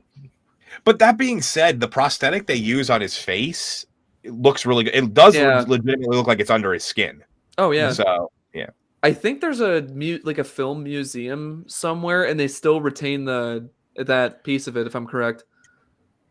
That's nice. I wouldn't be shocked by that. Yeah, I see people. But I will say, even though this, they probably didn't expect us to have a show today because we had one yesterday. They probably didn't expect another show today. Yeah, I will say, even though this is like the shortest fight scene, it is memorable because of just two moments. One is the opening, the "Hello, baby, did you miss me?" That's like one of the most iconic, the weirdest kiss you've ever heard. Is it's the most iconic Kano line. That's like. I think they started putting it in the games because of this movie. And the other one is one of the best lines before the kill, which is, "Come on, baby, don't you give me a break." Give me a break. Snaps his neck. That line's so good. Come on, Sonya. Come on, love. Give me a break. Okay. I should just do the voiceover for him. Apparently, that's the pretty one voice good. I can Yeah, Amelia, you saying it's giving Terminator vibes. His eye was actually inspired by Terminator, so that's in exactly the what they're lore. What going is for. the reason he has that? I remember reading it one time, but I don't recall. It's kind of inconsistent. Like I know in the Mortal Kombat Legacy miniseries, that's like a prequel to the MK games with that was like the Machinima series. It was that he got in a fight with Jax and got punched in the eye and lost his eye, so he got a new faceplate. And then like it's one of those like inconsistent ones where it's like, oh, I just want to be like surgically upgraded and I just want to have this. So I don't know. It's one of those like confusing ones. It just looks really fucking cool, though. Yeah, they just wanted someone to stand out and look cool. And amongst humans at least, yeah. Spawn came out. The Spawn movie came out in '98, the same year as Annihilation. I'm just looking at Cartoon Man's comment. Yeah, the character Spawn was around since like early '90s, like '91 or '92 or something. Yeah, but Spawn was invented when Image Comics came out. It was the first Image comic. So yeah, because Kano has a lot of like overt kill, like parallels, like the weird like cyborg guy from the comics. Makes sense. But yeah, so that fight is like I said, they did the best they could. I can't be like hindsight. I can't be too mad about this now that I know the restrictions they were working within. At the time, though, I remember being like, "That was it." Like, well, yeah, it's disappointing. Like 7-year-old me being like, "That was the whole fight." Like, what's going on? Like, it was... But we start to get the better fights now, which is we have a lot of the videos coming up. So some of them have sound, others don't. So good. But it doesn't make much sense, this fight at all. Johnny's just out for a walk. Is this part of the tournament? So my guess is that they're kind of sent to locations to fight because it seems like he's searching for this fight. While he's walking, he's kind of like looking back and forth, and then he sees Scorpion, and that kind of initiates the fight. Yeah. They do it. They handle it better. If any of you haven't watched Scorpion's Revenge, they handle it better where they teleport the people to the location for fighting.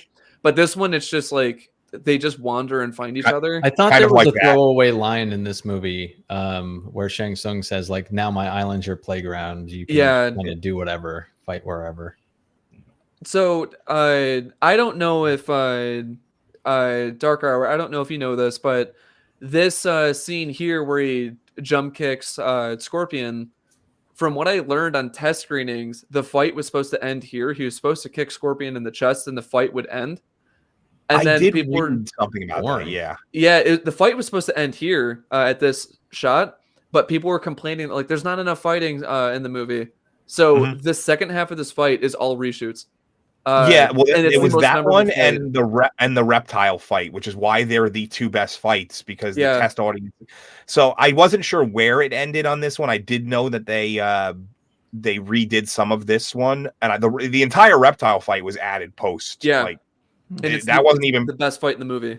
Yeah, and so it makes sense. Which we do actually have the second half of this fight, so we can watch it. Yeah, I think this one has sound. So yeah, that's we made sure to like backload the shit out of this. Hell yeah.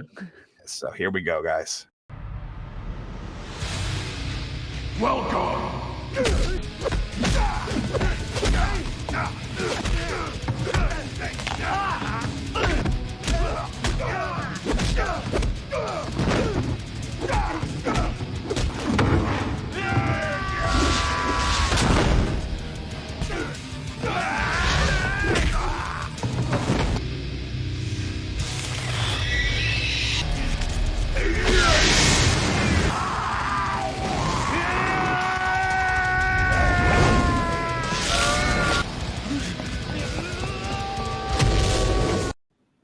Yeah, before we get into it, I got the clips for a lot of these though. It doesn't even remotely do it the justice it deserves. Well, yeah, we have to obviously trim it down as best we can. Yeah. I'm like, this is such a long and awesome the choreography for this is better than a lot of stuff of today. Yeah.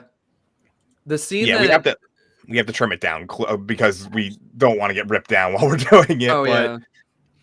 My shins hurt from watching I Chris was just- Casamatsa's shin smash into that I was pole. just about to say the same thing where he flips. You can see him like flinch really hard after that happens. Yeah. It's like, yeah, that definitely hurt. I actually currently have a like a shin, like a deep bone bruise on my shin. So when I've been training lately, I've had to wear.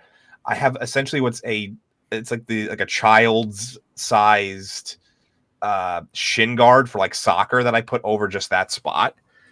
Shin bruises take for fucking ever to heal because your weight is always on it, so it doesn't really get a chance to heal.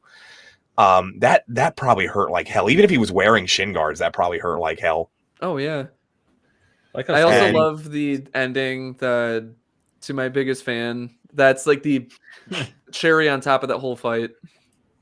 That was one of those little details that I love. And when I was a kid, for some reason, I thought it was Scorpion had that on his person, but then I later realized that no, it was as Johnny jumps, he throws it at him as he. No, I want to hope that was Scorpion's, and he signed it for him one day.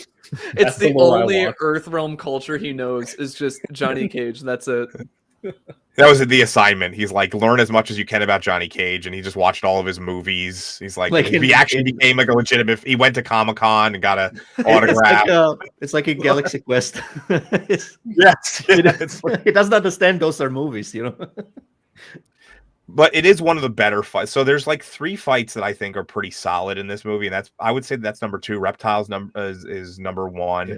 And the Sub-Zero fight's not bad. It's just a little the Sub-Zero fight, the cinematography is the problem. It's just really filmed from really far away for some reason. Yeah. But if you actually pay attention, it's a solid fight. And this is probably one of the intentionally. It's not supposed to be like a flashy fight. The Katana and Liu Kang one. We literally only have 2 slides of it. Because it's not this is such a good. Oh God! But is it explained why 9 of them needed to die here? No, no, right? Well, they clearly there was sexual tension, and that was too much for. Shang Tsung was like, no. Yeah, he had to let that go. Guys, get a room. Get him out of here. He was like, you need a cold shower, Liu Kang. You're gonna go fight Sub-Zero next. But that's exactly where we end up, actually. Yeah, honestly, she's another one I tried to contact, I think through like Twitter or something. I tried to get I've been trying to get people from this movie for like a year and it just no one answers. It's damn celebrities and they're wanting to be left alone. She probably has an OnlyFans by now. I didn't look up what she looks like anymore, but you got to figure that she doesn't look anything like this anymore. Oh, it's probably still good. There is a market for everything, so yeah. Because I mean, she was probably in her like late 20s, early 30s here, and you're talking about what at this point? 30 years ago. Yeah, 30 years ago. So. She could be 55 and smoking. You don't know. Okay. You know what? I'll look her up. You have to Hold find on. that picture. It's Talisa. Talisa Soto. Who was the chick from Zorro? We're talking about. That was Catherine Zeta-Jones. Yeah, she still looks great today. Yeah, there you go. Now, okay, let's. Depends on which picture I pick, I guess. Oh, yeah, it's. Oh my God! If we you share look her up, birthday. I just if realized you look her up, she's not decrepit looking, but there's definitely you can tell that stage makeup was not kind to her skin. Yeah, she's according to this post I found, her birthday was 3 days ago, and she's 58. Okay, so yeah, I was pretty close. Yeah. Did you share a birthday with her? Yeah, 27th. I just had my golden year recently. Oh, happy birthday! We're glad to have you on for your birthday stream. But yeah, so that's the whole fight to me. This is it. This is hey, let's line up and then fight's over. That's pretty much the whole fight. Yeah, the scene that's funny is that she's setting it up like, hey, your next fight's gonna be this, and it's like, wait, so does that mean how do you even know that? Like, how do you know what the next fight's gonna be? What would have happened if she would have beat him? Oh, I don't think she would Sub-Zero then. Yeah. It's really the whole thing. This scene could have been removed and just replaced with her pulling him to the side in the hallway and telling him the line, use the element which brings life. Yeah. That is funny that in Mortal Kombat 11 they actually reference that in intro dialogue, where if Liu Kang fights Katana, She's like, if in order to fight Sub-Zero, use the element that brings life. And he goes, what do you mean by that? And she goes, like a pail of water. And then if you have Liu Kang fight Sub-Zero, Sub-Zero will say, did you learn how to defeat me? And then Liu Kang says, yeah, all I need is a pail of water. And it's like, oh, so they pay tribute to it, and it's a really cool way they do it. Because that was the game where it was funny, because for the longest time, they were like, yeah, we want to like distance ourselves from the 90s movie. And then, of course, MKX and MK11 come around, and they reference the hell out of it, like, so often. Like, one of the first lines that they revealed was between Goro and Johnny Cage, like, their intro dialogue. It's Johnny's like, don't you owe me some sunglasses? And it's like, clearly this movie. I love that line. Those were $500 sunglasses, asshole. Which, like, if you do the math, I mean, how much would those sunglasses be now? That's like $1,500 now. Yeah. Double, yeah. Yeah, I'd be pissed too. They weren't even that nice. That's the crazy part. They just look like standard aviators you could buy from a supermarket pharmacy or something. It's like, but yeah, so this fight's a complete waste of time, but we'll get to this one, which is much better. Cool still right here. I just love the poses here. I considered this for the thumbnail, but because we had it in here, I just chose a different one. But I think this one also has sound, so if it doesn't, we'll just unmute ourselves. But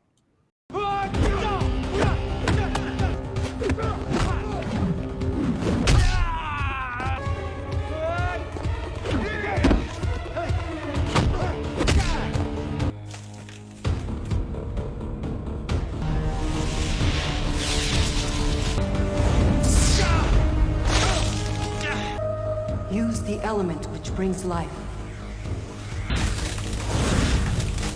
Water.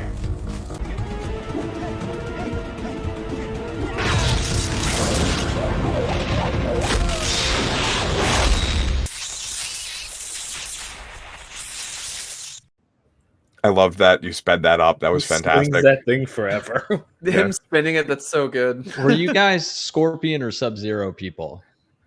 Oh, when I was a kid, I liked playing as Sub-Zero more because I felt his the freezing made it so much easier in the game. But as I grew up, I liked Scorpion better. Mm.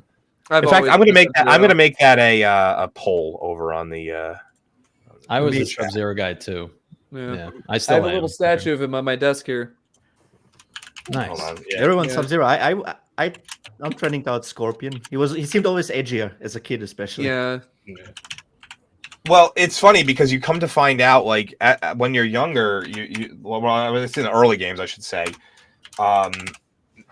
They kind of play it off like Sub-Zero's the good guy and Scorpion's the villain because of the whole skeleton demon aspect of his character. But then you come to find out that it's the complete opposite, and like Scorpion was actually the one who was done dirty, and he's a revenant that's trying to take revenge for his dead family. Yeah, so they flipped the script. After, well, the original Sub-Zero was pretty bad. Yeah. And then he dies in the first tournament, and then his brother takes brother's over. a good, more of an anti-hero type. Yeah. And then they knew it'd be confusing for the rebooted because there's like a twist to that reveal of Bihan being the bad guy. It's that like, I was responsible for like killing your clan, but your family, it wasn't me. So there's like a twist on that because it's actually Quan Chi, who is the guy that Scorpion works for. Yeah. And then they're like, okay, that's going to be too confusing for the new timeline, like for the MK 2021. So they're like, okay, Sub-Zero is just an asshole in this timeline, and that's it. I like that. Yeah. I did like that. Yeah. I like how their opening is Sub-Zero's talking shit to him, and Scorpion's like, I don't speak Japanese. I don't speak Japanese.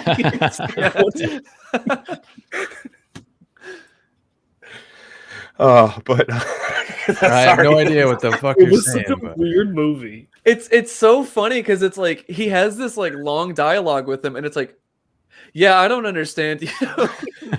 Yeah, you just wasted all of your time to say all that. I also think I know. Cynic, you said you were a Sub-Zero guy. Oh, of course. Well, I was gonna say that it's because of blue. That's the only reason you gave a shit about him. Color, yeah. The fact that they what was it? I don't think they really stopped it until 4 or 5, or I guess 4 or whatever came after. I guess it was Deadly Alliance, Deadly but Alliance. a lot of them were just palette swaps. It was, you had Oh, Ermac, yeah. Rain, Smoke. The ninja character look was so popular. They had like 8 or 9, I swear to God, like at that point. Yeah. Yeah. And then they're all just eventually colors. when they went to the 3D modeling, what they did was they started giving them more their own look. All of them were still ninjas, but like Reptile, clearly they gave him the reptilian face underneath the mask. Ermac, no, it was Rain, I think specifically, or Smoke. One of them had long hair that eventually he took the hood off, and the Smoke. Rain had a very, very different look. The Sub-Zero and Scorpion, for the most part, still look the same. They should. They are the classics. So yeah. Ermac was, and then there was Noob Saibot, who is actually the spirit of. Yeah, he is the spirit of the original Sub-Zero, and he doesn't really need. He's just a shadow. He doesn't really look like any specific thing. But yeah, they started to give them their own unique looks. But Reptile specifically was the one that comes to mind. Because they made him that was like the most inconsistent one they had, because they like made him like a lizard that's wearing reptile clothing, not wearing reptile clothing, ninja clothing. Yeah. And then they turn him into like a bipedal iguana, and they're like, all right, forget that ever happened. We're gonna make him a. They were like, no, we've gone too far. Bring it back. Bring it back. Which I found out the reason that he looks like that is because they were trying to introduce a new like half dragon character. Well, that was eventually Onaga would show up, and then and then they're like, let's just make this Reptile, and then people were like, what the hell is this design? Like, he looks so weird. Well, in the second movie, there's like multiple reptiles, so it's like it's kind of whatever they want Reptile to be. But I always loved in the first game how he's taken on his own life as a character from the second game on. They gave him the acid blasts and all that stuff, and the whatever the hell he does, the acid balls, the acid balls and all that. But the original one was just. He was the palette swap that was green that had both the freeze and the spear that come over here, and he moved at double frame speed. Yeah, that's like boss fights where they just moved faster, and they just the entire move set of the characters, or the ninjas at least. Well, he was also a hidden boss, so he wasn't it wasn't one of those things where they made him intentionally cheap to like keep people from to keep getting quarters out of people. It was like literally like just getting to him was kind of fun. Yeah. And it didn't matter if you lost or won. It was like you were able to say like, yeah, I made it to him. Yeah.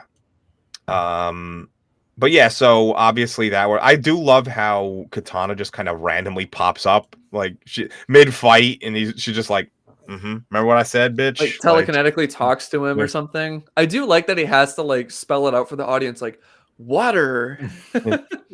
Also, the one inconsistency that always bothered me in the first fight that we see Sub-Zero, he creates that small ice ball in about 8 seconds. And then in this, he like charges up like it's the fucking Kamehameha wave. He's like, he really wants to fuck him up. That's why he's like, bitch, I'm gonna give you the biggest fucking ice ball.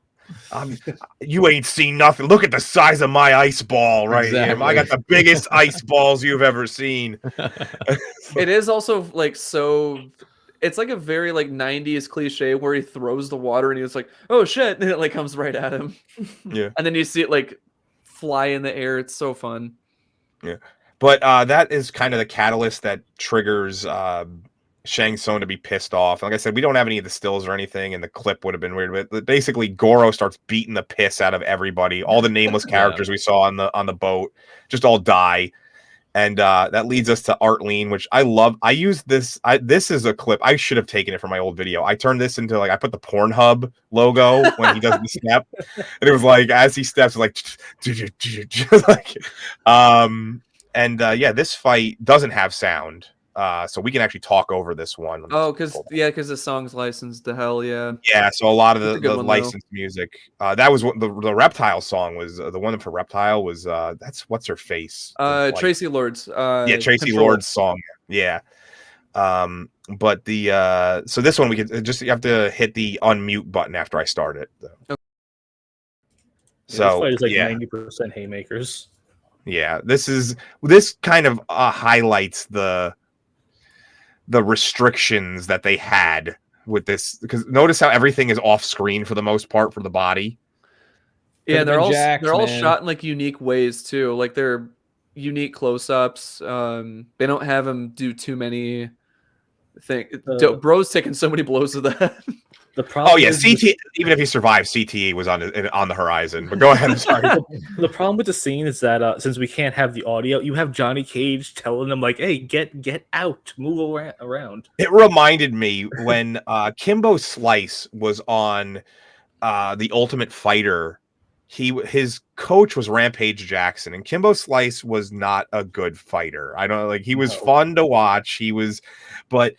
And he got under Roy Nelson. It was a 255-pound jiu-jitsu black belt. And Rampage Jackson's coaching style to tell him how to get out from underneath this guy who clearly knows how to hold a human being down was just get up. Get up. It was like, what the fuck? And it reminds me of that. And yeah, but it should have been, I think I heard you say, Cynic, that it should have been Jax. Yeah. Well, that's the difficult thing, I suppose, because Art is a catalyst for Johnny Cage to go fight Goro. Yeah. And if it was Jax, it would have been Sonya that, it would have affected her more. So I guess it really couldn't have been necessarily. Also, something that's funny that I noticed it's not in the clip, but it's something that I find funny when I rewatch the scene. No one has a reaction when Art gets like punched across the face when it's finish him. It's as soon as like the soul's gone, they all freak out. It's like, okay, maybe Art's gonna be okay, and then as soon as the soul's locked up, it's like, no, his soul. And they start freaking out. Yeah. No, I think Sonya has a reaction. Sonya freaks out. Then it's Johnny that freaks out after the soul's gone. Which is something that they probably can't even see. I would assume that you can't actually see the soul. That's just for us, the audience. I don't think that you'd be able to see an ethereal, like they'd be able to see the ethereal being. I don't know. That's up to interpretation. But yeah, Art. I'm on the fence too with it. Like, that's a great picture, Cynic. I love your new avatar picture. Thanks, baby. To go with. The blue hair. But I do agree that they could have had him do the arm rip here, because is that so they've changed that lore a few times, Nick, as well. I know in the animated version that we've mentioned, I think it's the Scorpion's Revenge one. Scorpion's Revenge, yeah. That's where Jax's arms get ripped off by Goro, and then later on he then goes on to rip off Kintaro's arms, and which is funny because it's like a payback to the wrong person. Yeah. It's like how dare some guy who kind of looked like you did something to me, so I'm gonna. Yeah, Jax is just racist towards Shokan. Yeah, which is funny because their people are actually very racist internally. So there's the Dragon clan, which is Goro's clan. I know that because he's half dragon, half whatever the hell else. And then Kintaro's like Tigra portion or of something it, like that. Yeah, they're Tigra or Tigru, or they're I like don't know how to pronounce it. I've always just seen it. Yeah, and they're more animalistic. They're not as like intelligent. Because so they're more of like grunt work, it's like grunt soldiers, but they're larger and able to do more physically, and so that's kind of fun. But yeah, they could have done a lot with that. Unfortunately, I'm not even sure they knew they were getting a sequel, so how that would have been requiring setup for a thing that they weren't even sure about. Yeah, and then if they wanted to commit more to the comics at the time, because that was like the other stuff that filled out the story a bit. It was Baraka that cut off Jax's arms, and then in the rebooted timeline with MK9, it was that Ermac ripped off his arms, and then in the other movie, psychically, right? And then the new MK movie that came out, it's Sub-Zero shatters them. So like, so many people have it against Jax. Like, Jax, motherfucker, you're just not allowed to have arms. No matter the timeline, he's losing them. And it's going to be someone new. Jax's whole storyline is that like his mother used to tell him when he was a kid, if you don't stop doing that up in your room, you're going to lose your arms. And he just kept doing it. And then like, it doesn't matter what timeline, something happens. But so, they've seen what happens now, what happened with Goro. And, Sonya thinks that they have no chance, and Johnny is kind of just deep in thought. Liu Kang, and he explains their like. Is this the part where he explains their? No, that was much earlier. I just forgot about it. No, he reiterates you mean all their flaws, like what? Oh, all their flaws. Yeah. That's here. Yeah. Okay, yeah. So I'm doing I didn't really rewatch the movie. I'm doing this mostly from memory. Yeah. And so basically, he tells them that one of you is like, as early on, he told them one of them is going to change the outcome of the tournament, and this is kind of the moment where he sets them up to, someone has to step up. Basically, we've lost 20 something fighters. You guys are the only 3 left. Yeah. You saw what happens, and that's when Johnny kind of takes it on himself to go and challenge Goro. Raiden kind of fakes being mad about this, but he's actually really happy about it. He's like, which is weird to me. They need to do that. He needed to do that cackle again. Yeah. Christopher Lambert, the best Raiden who ever lived. He's the only Raiden. I do have this brother. That stare down. I do have this. This was the last clip that I put together before we came away. But it's weird though. In this particular still, the animatronic. I don't know if they didn't have the animatronic up high enough or something. It doesn't look big enough to me. Yeah, he looks smaller. Yeah. It's solid looking though. I mean, it's obviously it's not the best looking thing you've ever seen, but it doesn't look too Uncanny Valley. It doesn't look, and it doesn't have, obviously it's not CG, so it doesn't look like it's not part of the scene. All things considered, it looks decent. It doesn't look like a Chuck E. Cheese. Pretty good. It doesn't look like a Chuck E. Cheese animatronic that scares the shit out of you or something. It's like he looks better than the CGI one that they did for the 2021 movie. That's sad. I do agree with you there. Now, granted, they do a lot of manipulation with the lighting to make it look better. He's never seen in bright light rooms or anything like this. This is clearly a darkened section, but it's not that bad looking. Which I will say, when he's introduced, that's probably the best shot of Goro in the movie. Like in this scene in particular, where the crowd like opens up and you see him just like all 4 arms raise up and he just growls. Which is really funny. If you have the movie with subtitles on, it just spells out "rawr." I actually, that same video that I've referenced a couple of times, I intertwined that sequence with when I think it was Major League 2 when Charlie Sheen like gets his mojo back and Randy Quaid is like, my God, he's back. He's like, I did like a whole thing with that, but I do have the actual. This is another short fight, but it's done really well because they cover for a lot of the restrictions they had with distance and just putting huge amounts of time between the clips. But so I clipped it together pretty condensed. All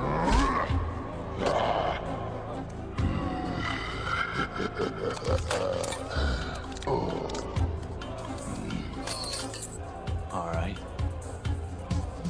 Let's dance.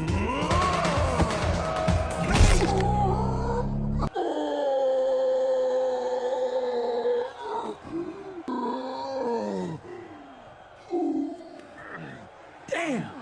That hurt.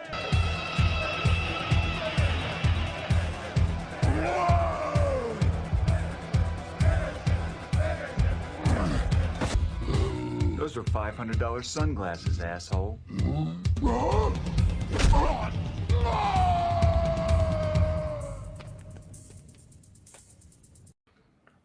Why was this guy not in every movie after this? Not sure. The star of the 90s after this movie. By the way, the sound mixing on so it wasn't just, I tried multiple clips because I didn't have a digital copy of the movie to rip it from. Everyone that I found on YouTube, I don't know if it's just that scene was horribly sound mixed. Because the way that the music kept going up and down, when anybody who's edited a video, you have 2 sound bars. Yeah, and one of them was like perfect, and the other one just couldn't. It would spike a lot. So the sound mixing on that clip is just god awful. Yeah. But yeah, so basically, probably the most well-known lines from this movie come from this scene. This You know, is the where you fall $500. down. Yeah. Yeah. I do like Which that is there's a callback to his introduction scene in Mhm. LA. Like the same music that plays the All Right, Let's Dance. I'm like, so good. Yeah, and well, he has the "Let's Dance." This is where you fall down, and obviously the $500 sunglasses is a unique line to this scene. But I would say that this was probably the most quoted scene when this movie was around. Oh, hell yeah. Absolutely. And they really worked it around. So that was it's funny because I it doesn't seem like I showed much of a fight because almost the entire fight is shown from like the equivalency of like the sky cam Yeah, it's long distance. shots. Yeah, it's very long shots. So it was just the only things that you really see are those two big kicks and the punch to the balls. And that makes sense because, like, how are you really going to film a fight with an animatronic of this size? Yeah, they did a really good job disguising. They worked well with what they had. Yeah. Mm-hmm. Yeah, it definitely was a very interesting way to cover for all the restrictions that they had. But yeah, Goro loses this fight because mostly out of arrogance, and so Shang Tsung takes it upon himself. This is basically Shang looks way too excited right there. He's already envisioning what he's gonna have her wear.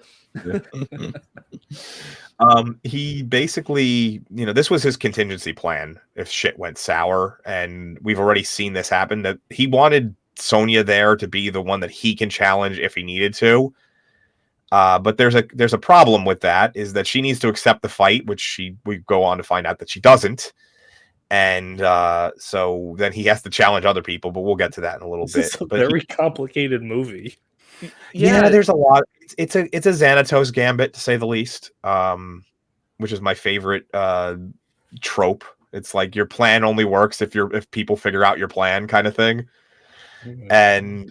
But in order for this to work, so one of the restrictions to the fight are that he can choose the location.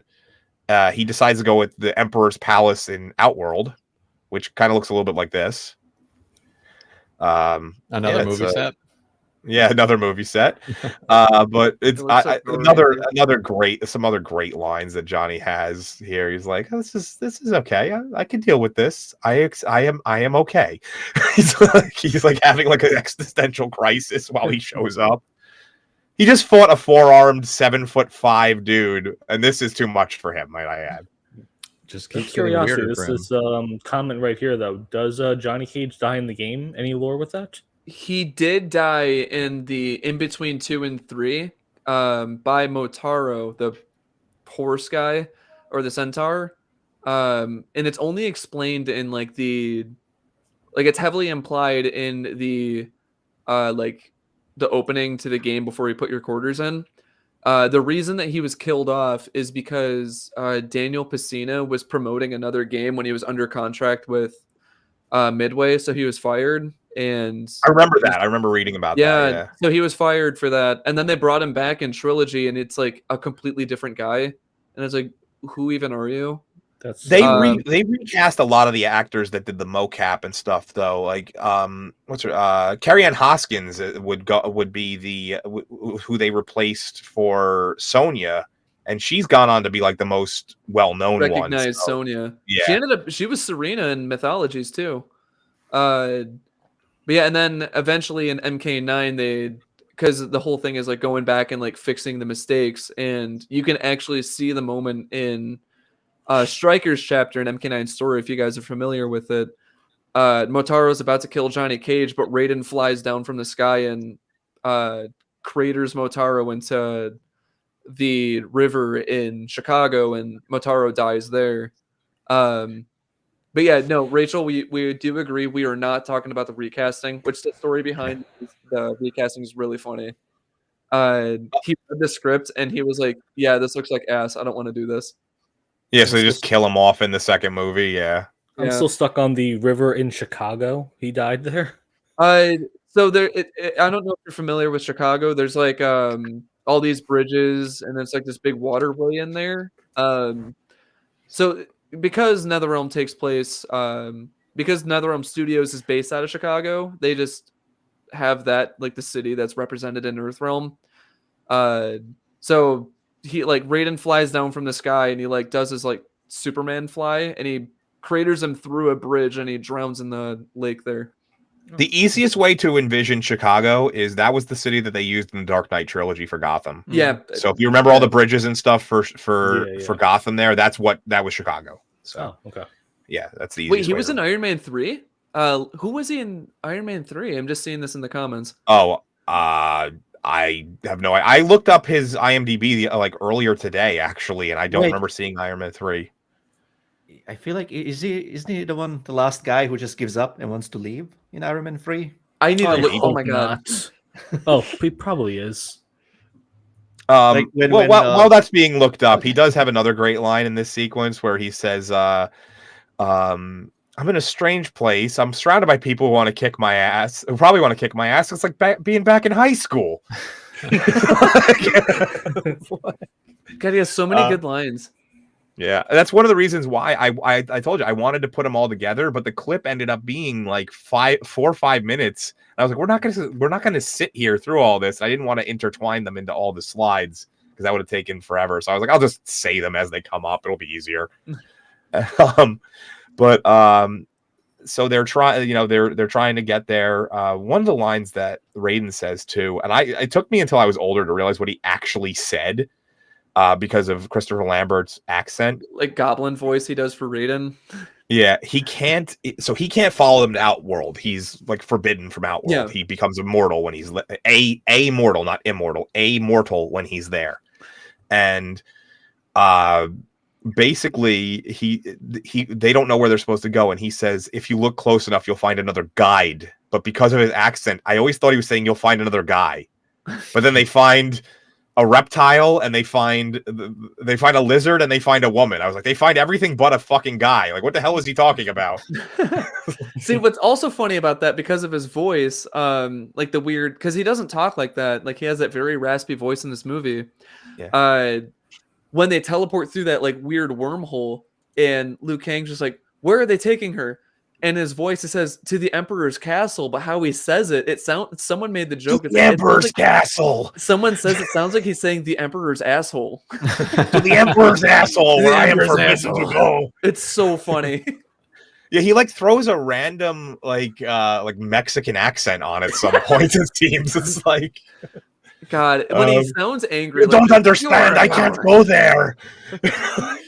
God, but I did learn that he was like the coolest guy behind the scenes. Like the rap party, when they were done, he paid the entire tab for everybody, which I'm like, oh, that's cool. I wouldn't be shocked if he made them by far the most money. I mean, he was the biggest star. I wouldn't be shocked if he got paid more than every actor put together in this movie. Yeah, I wouldn't be surprised.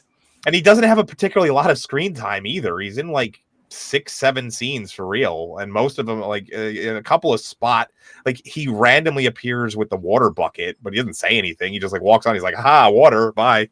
It's like, But I do have the fight here. This one, obviously, we couldn't do sound because it's very licensed music. Yeah. So we can talk over. You just have to unmute yourself.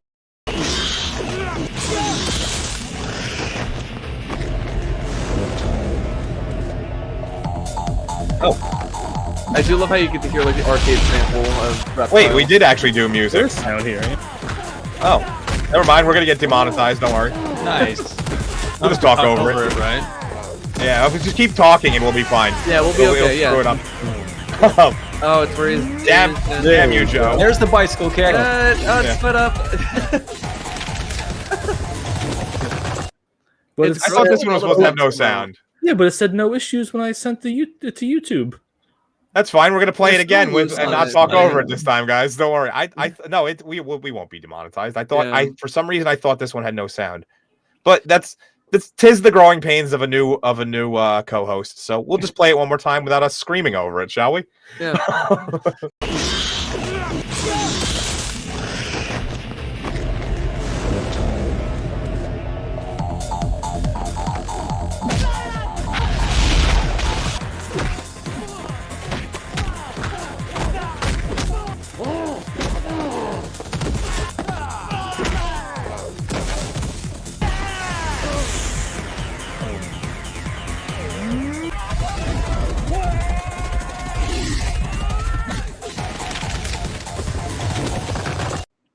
I like how that Johnny time we was watched doing- it for real. Yeah, I like how how- Johnny doesn't help at I all. was just gonna Yeah. say he watched the There- whole thing happen. So there are Johnny's like, three- go ahead. I'm sorry. Oh, you're good. There are a couple things I noticed in that scene that are great. So one, that was a reshoot that we talked about earlier, and Yep. definitely the best fight of the movie.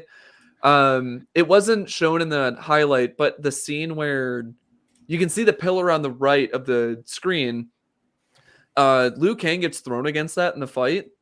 From what I learned in that fight, he broke 2 of his ribs after that happened. Damn. Yeah, Or not like when shocked he like by that hunches at all. over, that's like following him. Like, oh, I broke something. Yeah.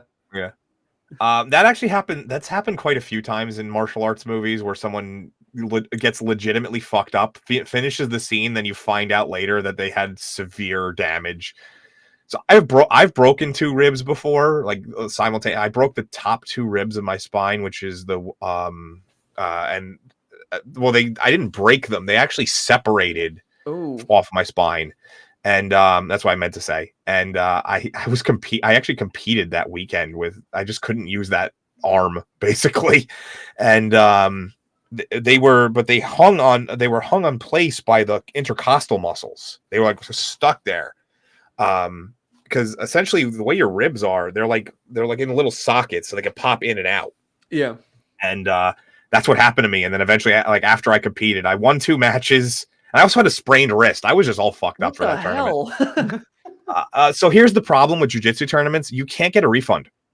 It's a shit business model, because they don't want to lose their so they'll give you like a credit for a future division. But I was like, no, I'll just do it. And I won 2 matches.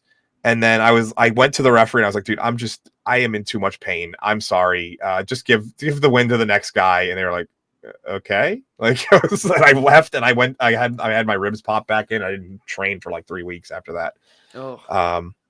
But that's that's the story that I like to tell people. Like, yeah, I'm an idiot.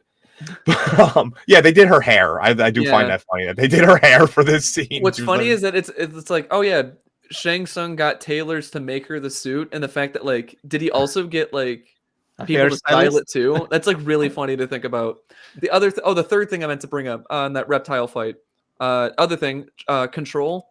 I train for marathons every year. That's one of my go-to running songs. The other thing, so you know how he picks up that lizard and throws it in the statue, and it becomes Reptile.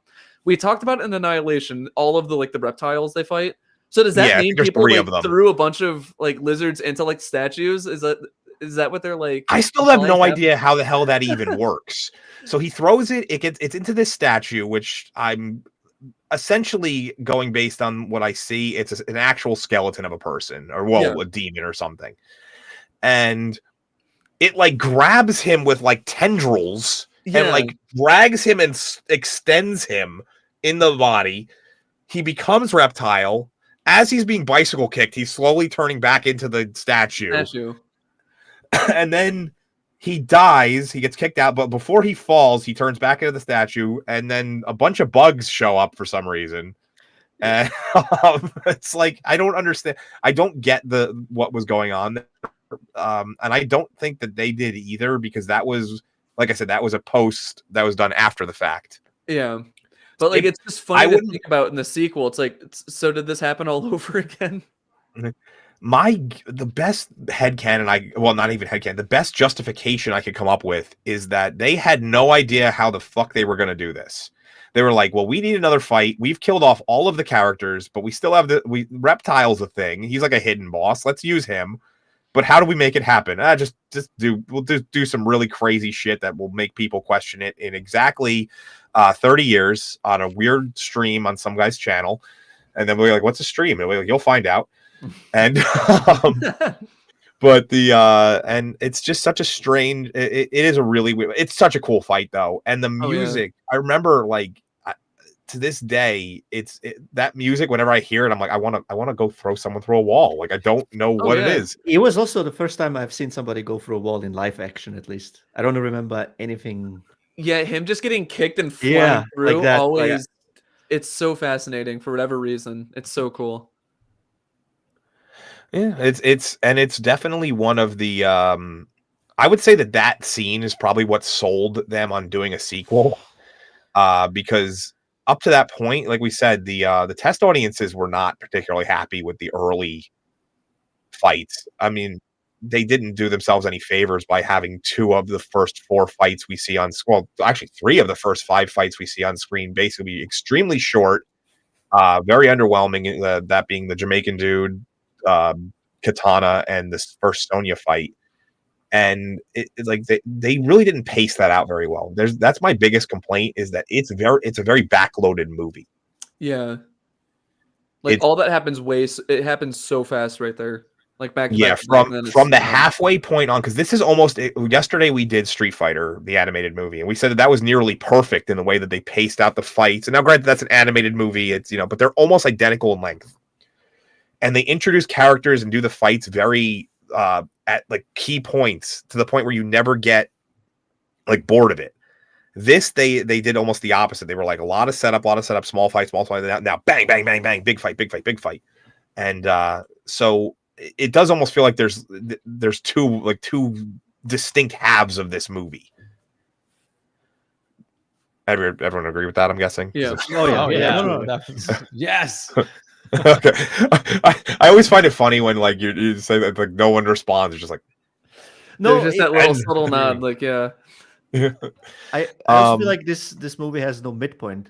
Like when you look at a midpoint in any movies, is the big either they succeed or they fail. Like you watch Avengers, that's when Coulson dies. It almost feels like the midpoint is the art fight, but it's not at the mid-second. It's more the 2/3 mark. Yeah, and you can use the midpoint to basically spice up the pacing of the movie. Like they just too many fights at once. That's a big problem. It seems like they rush to the lowest point quick, and then the rising action just like really shoots right up. The three arcs are very weird. The first arc is extremely short because they condense all of their introductions. So like the first arc is almost done in the first 10 minutes of the movie. Yeah. And then like or the first, the whatever you want to call it, and then the second arc is all of the bad fights that we just said, and a lot of the random development that some of it doesn't go anywhere. And then the third arc is what we just were talking about, and it was but how do we feel about Sonya being the damsel now? Like I felt like they did some magic. It feels tropey. Yeah, or just some magic or something. Well, isn't this a direct? Like this is exactly what happens to her in the games, though. Yeah, she becomes a prisoner, and so does Kano in 2. So it's kind of mirroring it. No, I just feel like that little hold wouldn't have kept her in place. That's what I mean. Like she should have been able to free herself, unless Shang Tsung used some magic or something. It was just too convenient for my taste. Yeah, I will also say, just seeing a comment, someone is saying, "Why isn't this an animated movie?" There's a reason why. It was called what is it? Mortal Kombat: The Journey Begins. Yes. I don't know if you guys are familiar with it. I saw it. It's horrible. It looks like it's made for like the CDI. It's so bad. They've done in the last I think it started in 2019. They did like 4 of them, and it's a bit of a mixed bag. But there's Scorpion's Revenge. Which a lot of people say is the best one. That was awesome. Battle for the Realms, which seems like it has a lot of the same issues with this movie. Things just happen way too fast. And then there was the one that was based around what's the guy who's with the Kenshi, Snowblind. Kenshi. Yeah, Snowblind. That one I saw with my girlfriend. That one was so good. Yeah, and then there's one additional one that I can't remember off the top of my head. I only watched like the first 10 minutes.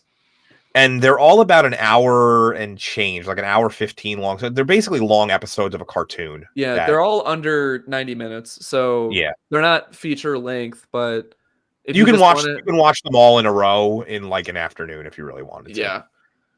And but so it's very weird. The implications of this, and the reason I'm hovering on this particular slide is because there's a lot that doesn't make sense. So he kidnaps her. They string her up, they change her, they do her hair, they do her makeup, and then they're like, okay, now you're gonna fight. And it's like, but we're gonna tie you up to some CG pillars. But why did they need to change her outfit to fight? I don't know. They doll her up, literally. Like it's why. Shang Tsung's fantasy right here. Yeah, he's got some. I mean, this might actually explain why it had to be Sonya. It couldn't have just been any random shit fighter. It had to be Sonya. He has this real hard on for her. Understandable.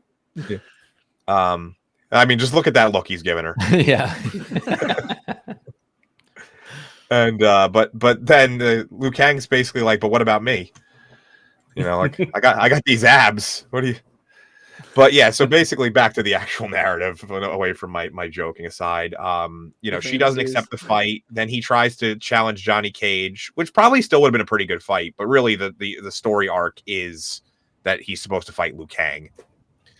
And, you know, so they begin the fight, which I love this arena. This arena is so cool. It's awesome. Of all the arena, this is the one that actually looks the most like one of the something you see in the game. Probably the next closest one would have been the one that Sub-Zero fought in. That looked pretty similar to what you might see in the games. But this is such a cool arena. And you know, at first they fight each other and pretty much to kind of a standstill. And Shang Tsung decides that he's going to employ a bunch of his trapped souls, which are a bunch of people we have no idea who they are. One of them looks like Genghis Khan for whatever reason, and I don't know why. It's a very confusing scene. There's a samurai and a dude who's using those weird weapons that look like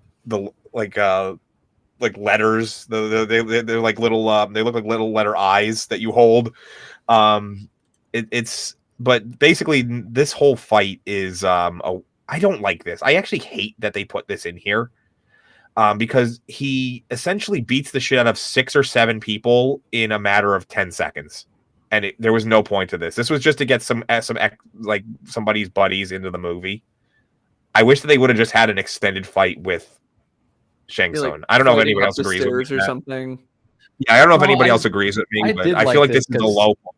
I like that it shows what Shang Tsung's capable of and what he can do to, you know, it's more than just a one-on-one fight.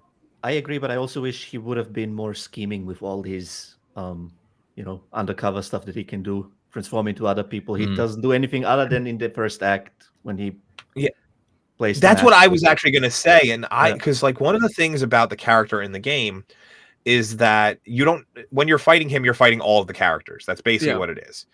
And I wish that he would have, like, because they could have also had him have the souls of Scorpion and Sub-Zero and stuff, and they could have just been popping. I would have preferred to see that fight. Yeah. Him turning into those characters, and even if he wanted to bring out weird characters that we hadn't seen, or they could have did something with the Great Kung Lao or whatever. You know, like I think that this was a waste of how to use his powers. And you don't have to agree with me. I mean, it's you know, you can be wrong. You have I all do these agree. characters in the game that, for some odd reason, we're not seeing them and this is the perfect scene to have all of them in it.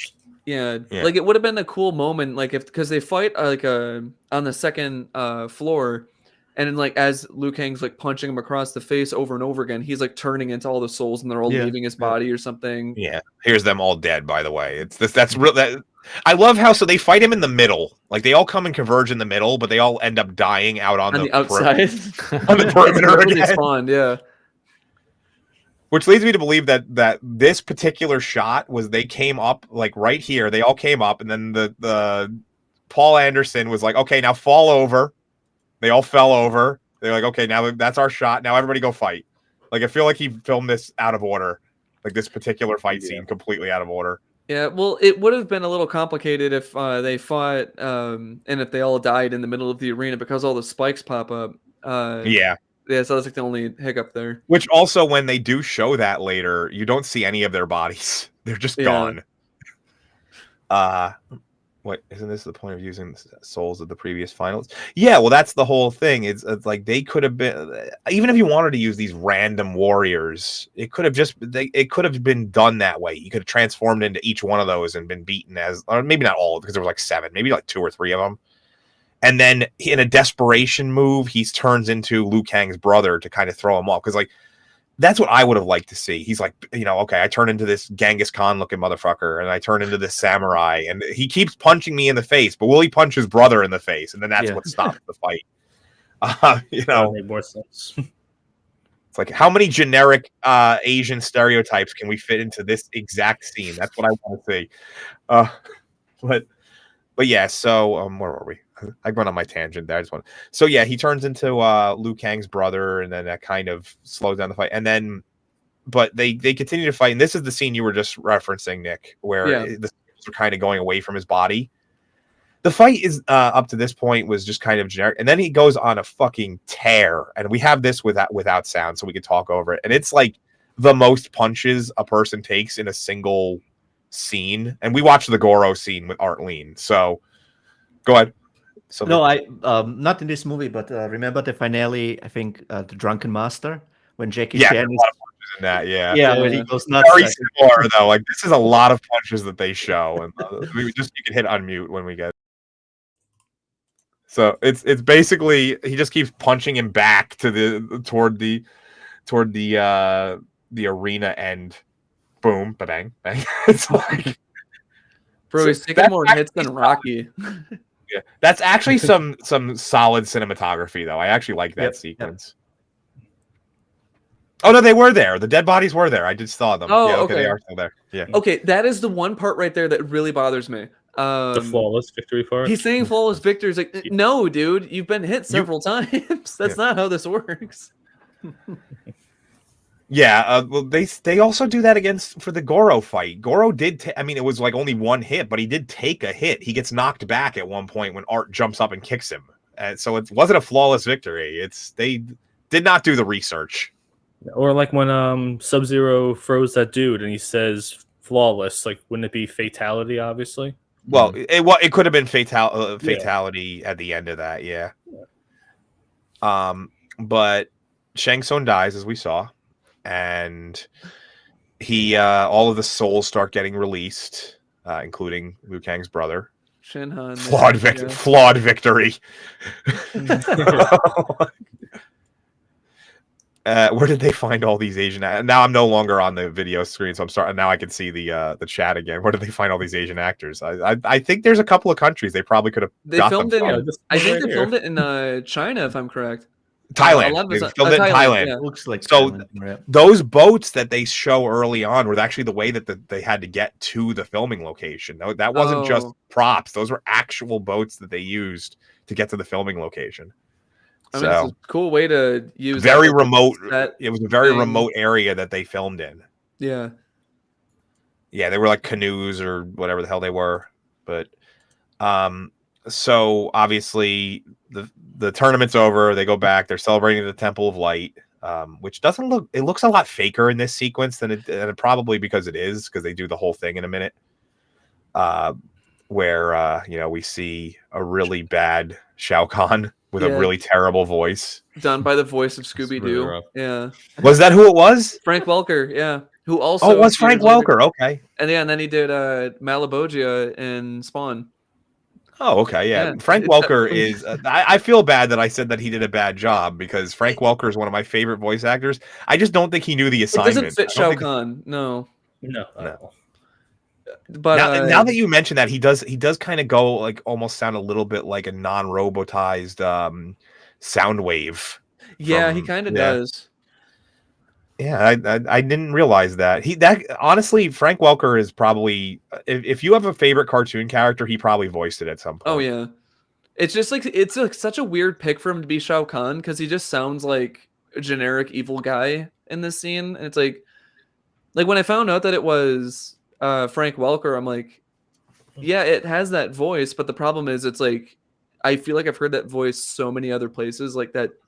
Like, you weak, pathetic fools, I've come for your souls. It's like, you weak, pathetic fools. Like, I've heard so many villains, like, have that same exact voice. It doesn't feel unique to Shao Kahn for me. Well, did Frank that's what kind of pulls me out.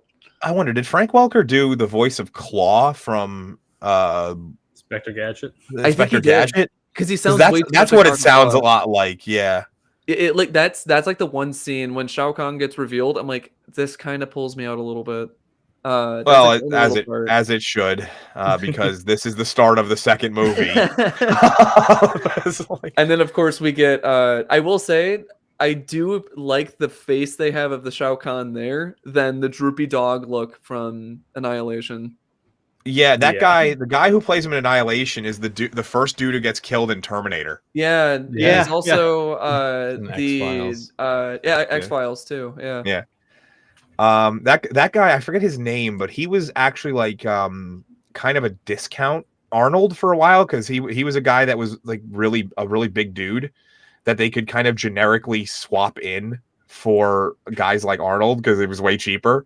I'm gonna look up his name real quick. Yeah, I don't remember his name. He was a fairly large act, because there was at the time of Terminator, there wasn't as like a lot of like really huge big guy actors like that. Now you have dudes like it's Brian Thompson. That's his name. Yeah. Now you have guys like the dude who plays Reacher and stuff, Alan Richardson. But back then it was like there was like 2 or 3 dudes. Brian Thompson, yeah. I've always seeing this in a still frame kind of depresses me because they don't look. The reason why I'm going to say that it depresses me because the Johnny Cage looks like he's ready for a fight. The rest of them kind of look like they're just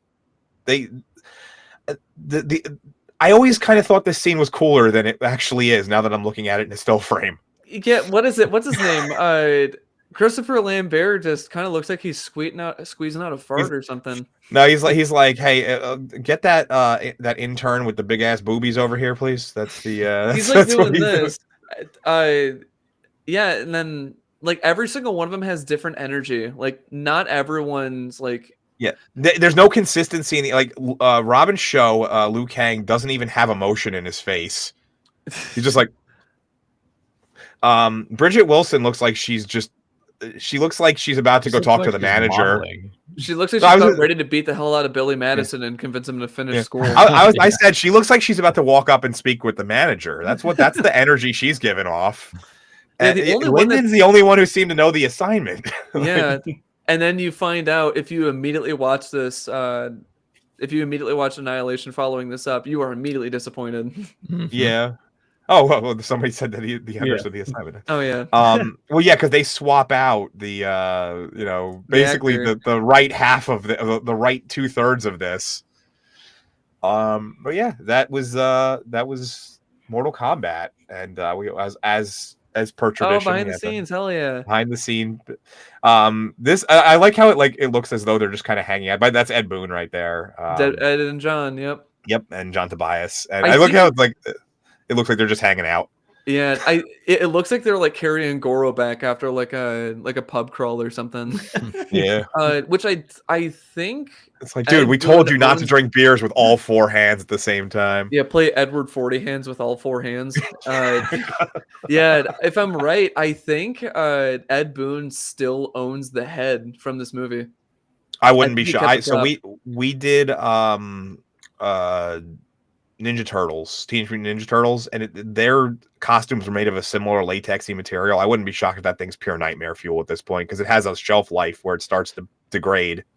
Yeah, like 10 years ago, we took a picture of the head because he was teasing that Goro was going to be playable in MKX, and it was like, oh, the head still looks fine. I kind of want to look at it like now, like in the NRS Studios vault and see like, all right, is this like preserved or does this look like ass? Even if you preserve it in like a climate control area, it just has a degradation. Yeah, it's probably a lot darker now. You guys remember you guys remember Free Mm-hmm. Ninjas? Do you remember? Oh yeah. One of my buddies has all the free masks in his living room, the original. Seriously? Yeah, that's cool, man. Those sold up, yeah. Wow. And one thing I do know that they still have I'm pretty certain Ed Boon still also has the original claymation Goro that he like hangs on to. Yeah, he does still. I remember he like would tweet it out. Yeah, he still has that. He has arcade 1-ups, or not arcade 1-ups. He still has preserved arcade cabinets of Mortal Kombat's 1 through 4. Because they stopped making them in arcades. Yeah, to this day, I think the cabinet for 2 was the coolest looking one. Raiden on the side with the light. Yeah, because what is it? 3 didn't look good because 3 they just put the logo with a big 3 on it on the side. They didn't have any characters, and then the 4th one I think was Quan Chi. If I recall, Quan Chi's just staring you down. It's so funny looking. Yeah, it looks like a dude. Like it just looks so creepy, Quan Chi, and I guess that works. I mean, Quan Chi's supposed to be creepy. We do have one additional picture from the red carpet with of all people, Jean-Claude Van Damme. Hey, it's the guy who's not in the movie. I think they had to get permission from him to like use aspects of like what he does, like the splits and stuff. Like if I recall correctly, there was some. Yeah, I think there was something he had to like write off on because of how similar Johnny Cage was to him as a person. But okay. But yeah, so that was our film of the day. This was a fun one. Now we didn't do the intro like everybody's first time. So what we'll do is I'll allow you guys to kind of combine the two.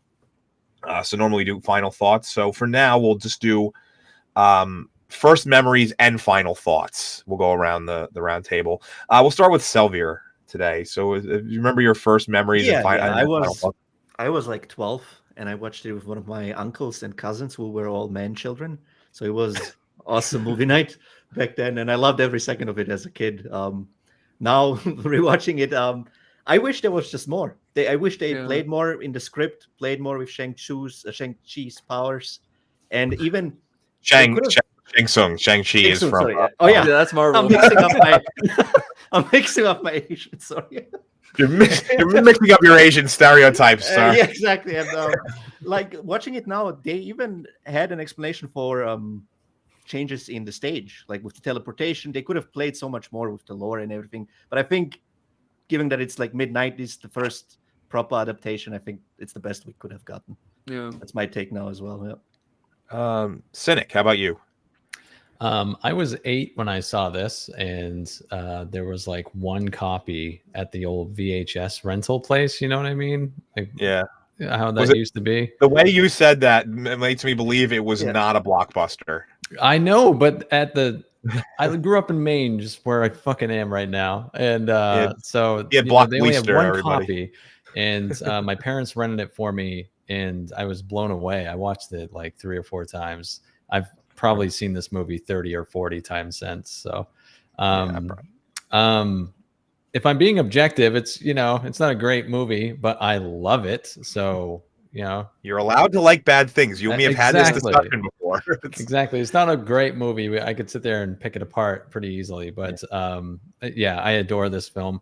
A lot of nostalgia every time I watch it. I had it on while we were doing this too. So, I would even give it like a 7 out of 10 too for a rating. Yeah, it's like a B. Yeah, it's like a B minus movie. Yeah, and I don't mean B movie in like the traditional sense. I mean, but go ahead. Nick, how about you, man? And by the way, thank you for coming on. I know this is a little bit outside of your comfort zone and realm, but you did really good. Yeah, thank you. I'm happy. Thank you for the invite. I was happy to be a part of this. It was awesome. Nice meeting all you guys. But I watched this. I think when I was like 7 or 8, my cousin came over because we were all big into Mortal Kombat. My older brother, my cousin, and I, and he brought it over on DVD. We watched it, and then we ended up playing a bunch of Deadly Alliance because we were like, let's learn how to play the combos and everything. It was one of these movies that it gave me the impression that all video game movies are great, because after this, I watched Doom with my dad. And then I was like, no, that is so wrong. No, this is the only one that was good. Doom to this day has one of the greatest moments, censorships ever for the television version. So there's like the scene where they're like, "What the fuck is going on?" And it's like, "What the heck is going on here?" But this was like the one where it's like, for the longest time, I would say this is the best video game movie. I'd say out of the 90s, it's the best video game movie. I'd still say, at least live action video game movie. Yeah. When I did Mortal Kombat movies ranked, this was number 1 by a long shot. But I can still say it's very flawed, but it's still a good time. I'd say I'd give it like a 6.5, 7, because like all the fights are great. They're all memorable. The music's great. Everyone understood their characters perfectly. Just the only thing that really bogs it down is like if you really try to break down the plot and like the rules of the tournament, it doesn't make sense, which is what I think Scorpion's Revenge does better, is that like, they establish the rules, but the thing with Scorpion's Revenge is that like there's a little bit too much going on. But it's cool that one, it feels like they remade this movie, but this one I think they just nailed so much with it. other than that, I'd say the only other complaint is that Goro doesn't really get a lot of time to shine, like when it comes to the fighting. But like all of the scenes where he's on it, it's like he looks so good. Like practically, it's crazy that they spent all that money, and then yeah, you can tell they really you can really tell like every dollar went into the animatronic and the suit. And then it's funny, after watching this movie with with my cousin when he brought it over, I ended up going to a Blockbuster with my family, and I kept looking for the sequel, Annihilation. Like, oh, I gotta see how this movie follows up. It was never there for like 3 weeks. Finally got it. The DVD was barely working that they gave me, so I think the universe was giving me a sign. Please don't watch this. Finally watched it, and it was like one of the worst movies I've ever seen in my life. It was My so father bad. took me to see that in theaters, and to the day he died, to the day he died, he did not let me live it down that he took me to that he took me to see that. He was like, "You made me take you to that shitty fucking Mortal Kombat movie when you were like 9 years old." Like how, but yeah, once again, thank you for coming on. It was really good. Maybe we'll do the animated ones for like Please, next year. I'd love to do that. Yeah. That leaves me and Joe. So Joe, what was your first experience and final thoughts? Ooh, trying to remember the first time I saw this. I was probably 5 when it came out, so I probably saw it, I don't know, maybe 10 like everyone else did. But watching it now, it definitely feels like they could have done so many things differently with it, especially seeing how good the storylines I think of the video games are. Not the last one, but the previous ones. But it does seem like a lot of missed opportunities, especially with Scorpion and Sub-Zero. But yeah, it was the choreography is fantastic. That's easily a 10 out of 10. Yeah. But I just feel like they could have done a lot better in some of the story aspects of it, especially with the character arcs. There really were no character arcs, but it is a fun movie. Definitely a popcorn flick. But yeah, I'm just kind of wondering what else they could have done if they would have had a second rewrite and just an unlimited budget. Well, I do think that that's one of the problems. Is this was definitely tried to be rushed out because they were trying to capitalize on the popularity of the games. Yeah. And you could tell that there was aspects that were not ironed out. And I kind of already said what my first experience was. I saw it on the Descrambler box of the old gray one, and it was on loop, and I watched it a bunch of times. And I loved it back then. I still love it now. Same reason Cynic said. I agree with almost everything that everything everybody said, that there is a lot they could have did. But that being said, like I said earlier, as I've gotten older and I found out about the restrictions that they were working within, I've come to appreciate how they were able to make it work. It almost feels like everybody involved really wanted it to work, and that's the only reason it did. I've never, all my research that I've done, I've never come across anything that anybody was particularly difficult on set. I've never found anything about like serious problems that anybody caused or not trying. And it seems like everybody involved really wanted to make the best movie they could with what they had. And I think that's what they got. You got like a B- movie out of probably something that should have had like a D, like they probably shouldn't have had as good. And it was probably the best video game movie until relatively recently. I still think that the best live adaptations now are probably the Sonic movies. Yeah, I was just about to say Sonic 3. Yeah, but those are, you're talking about over 20 plus years before one of those came out. So this held when Sonic 1 came out in 2019 or 2020. Like 2020 before the pandemic. Yeah. Okay, so you're talking about that it held that for 25 years. It was pretty much the best video game adaptation. That's pretty solid, all things considered. But but that just leaves us with everybody's favorite segment, simply because of the graph, and that is for you to plug your shit. This is where you tell us where you are, what you're doing, where we can find you, and all of the above. And we will start with Selvier again. You can find me at Narrative Arcade on YouTube. I do mostly breakdowns and video essays from a screenwriting perspective. So anything, movie, TV, games, anime, I make a breakdown how you get to that writing. I usually watch good stuff, so I get bored with the bad stuff. So I don't have many nitpicky videos. It's most like, how do you get to this quality of writing? And in 2 weeks, I got a big video coming up titled Millennial Writing is Just the Tip of the Iceberg, where I break down the problems with Western games writing for the past 10 years and how we can move past that. Basically, it's very detailed, even down to the writing tests that you can give as a developer in your recruitment process to find actual storytellers and not just ideologues for the most part, which we have now. Yeah. And yeah, you put out some really cool stuff. I remember the first time when we talked, and it's improved since then. Like you were like kind of unpolished the first time you were on. Now it's getting really polished. I'm like what you're doing. So yes, check him out if you have not yet. I think everybody in my audience generally knows this next guy, so he probably doesn't have to give too much. But Cynic, you want to say what you're working on next, or? I don't know what I'm doing.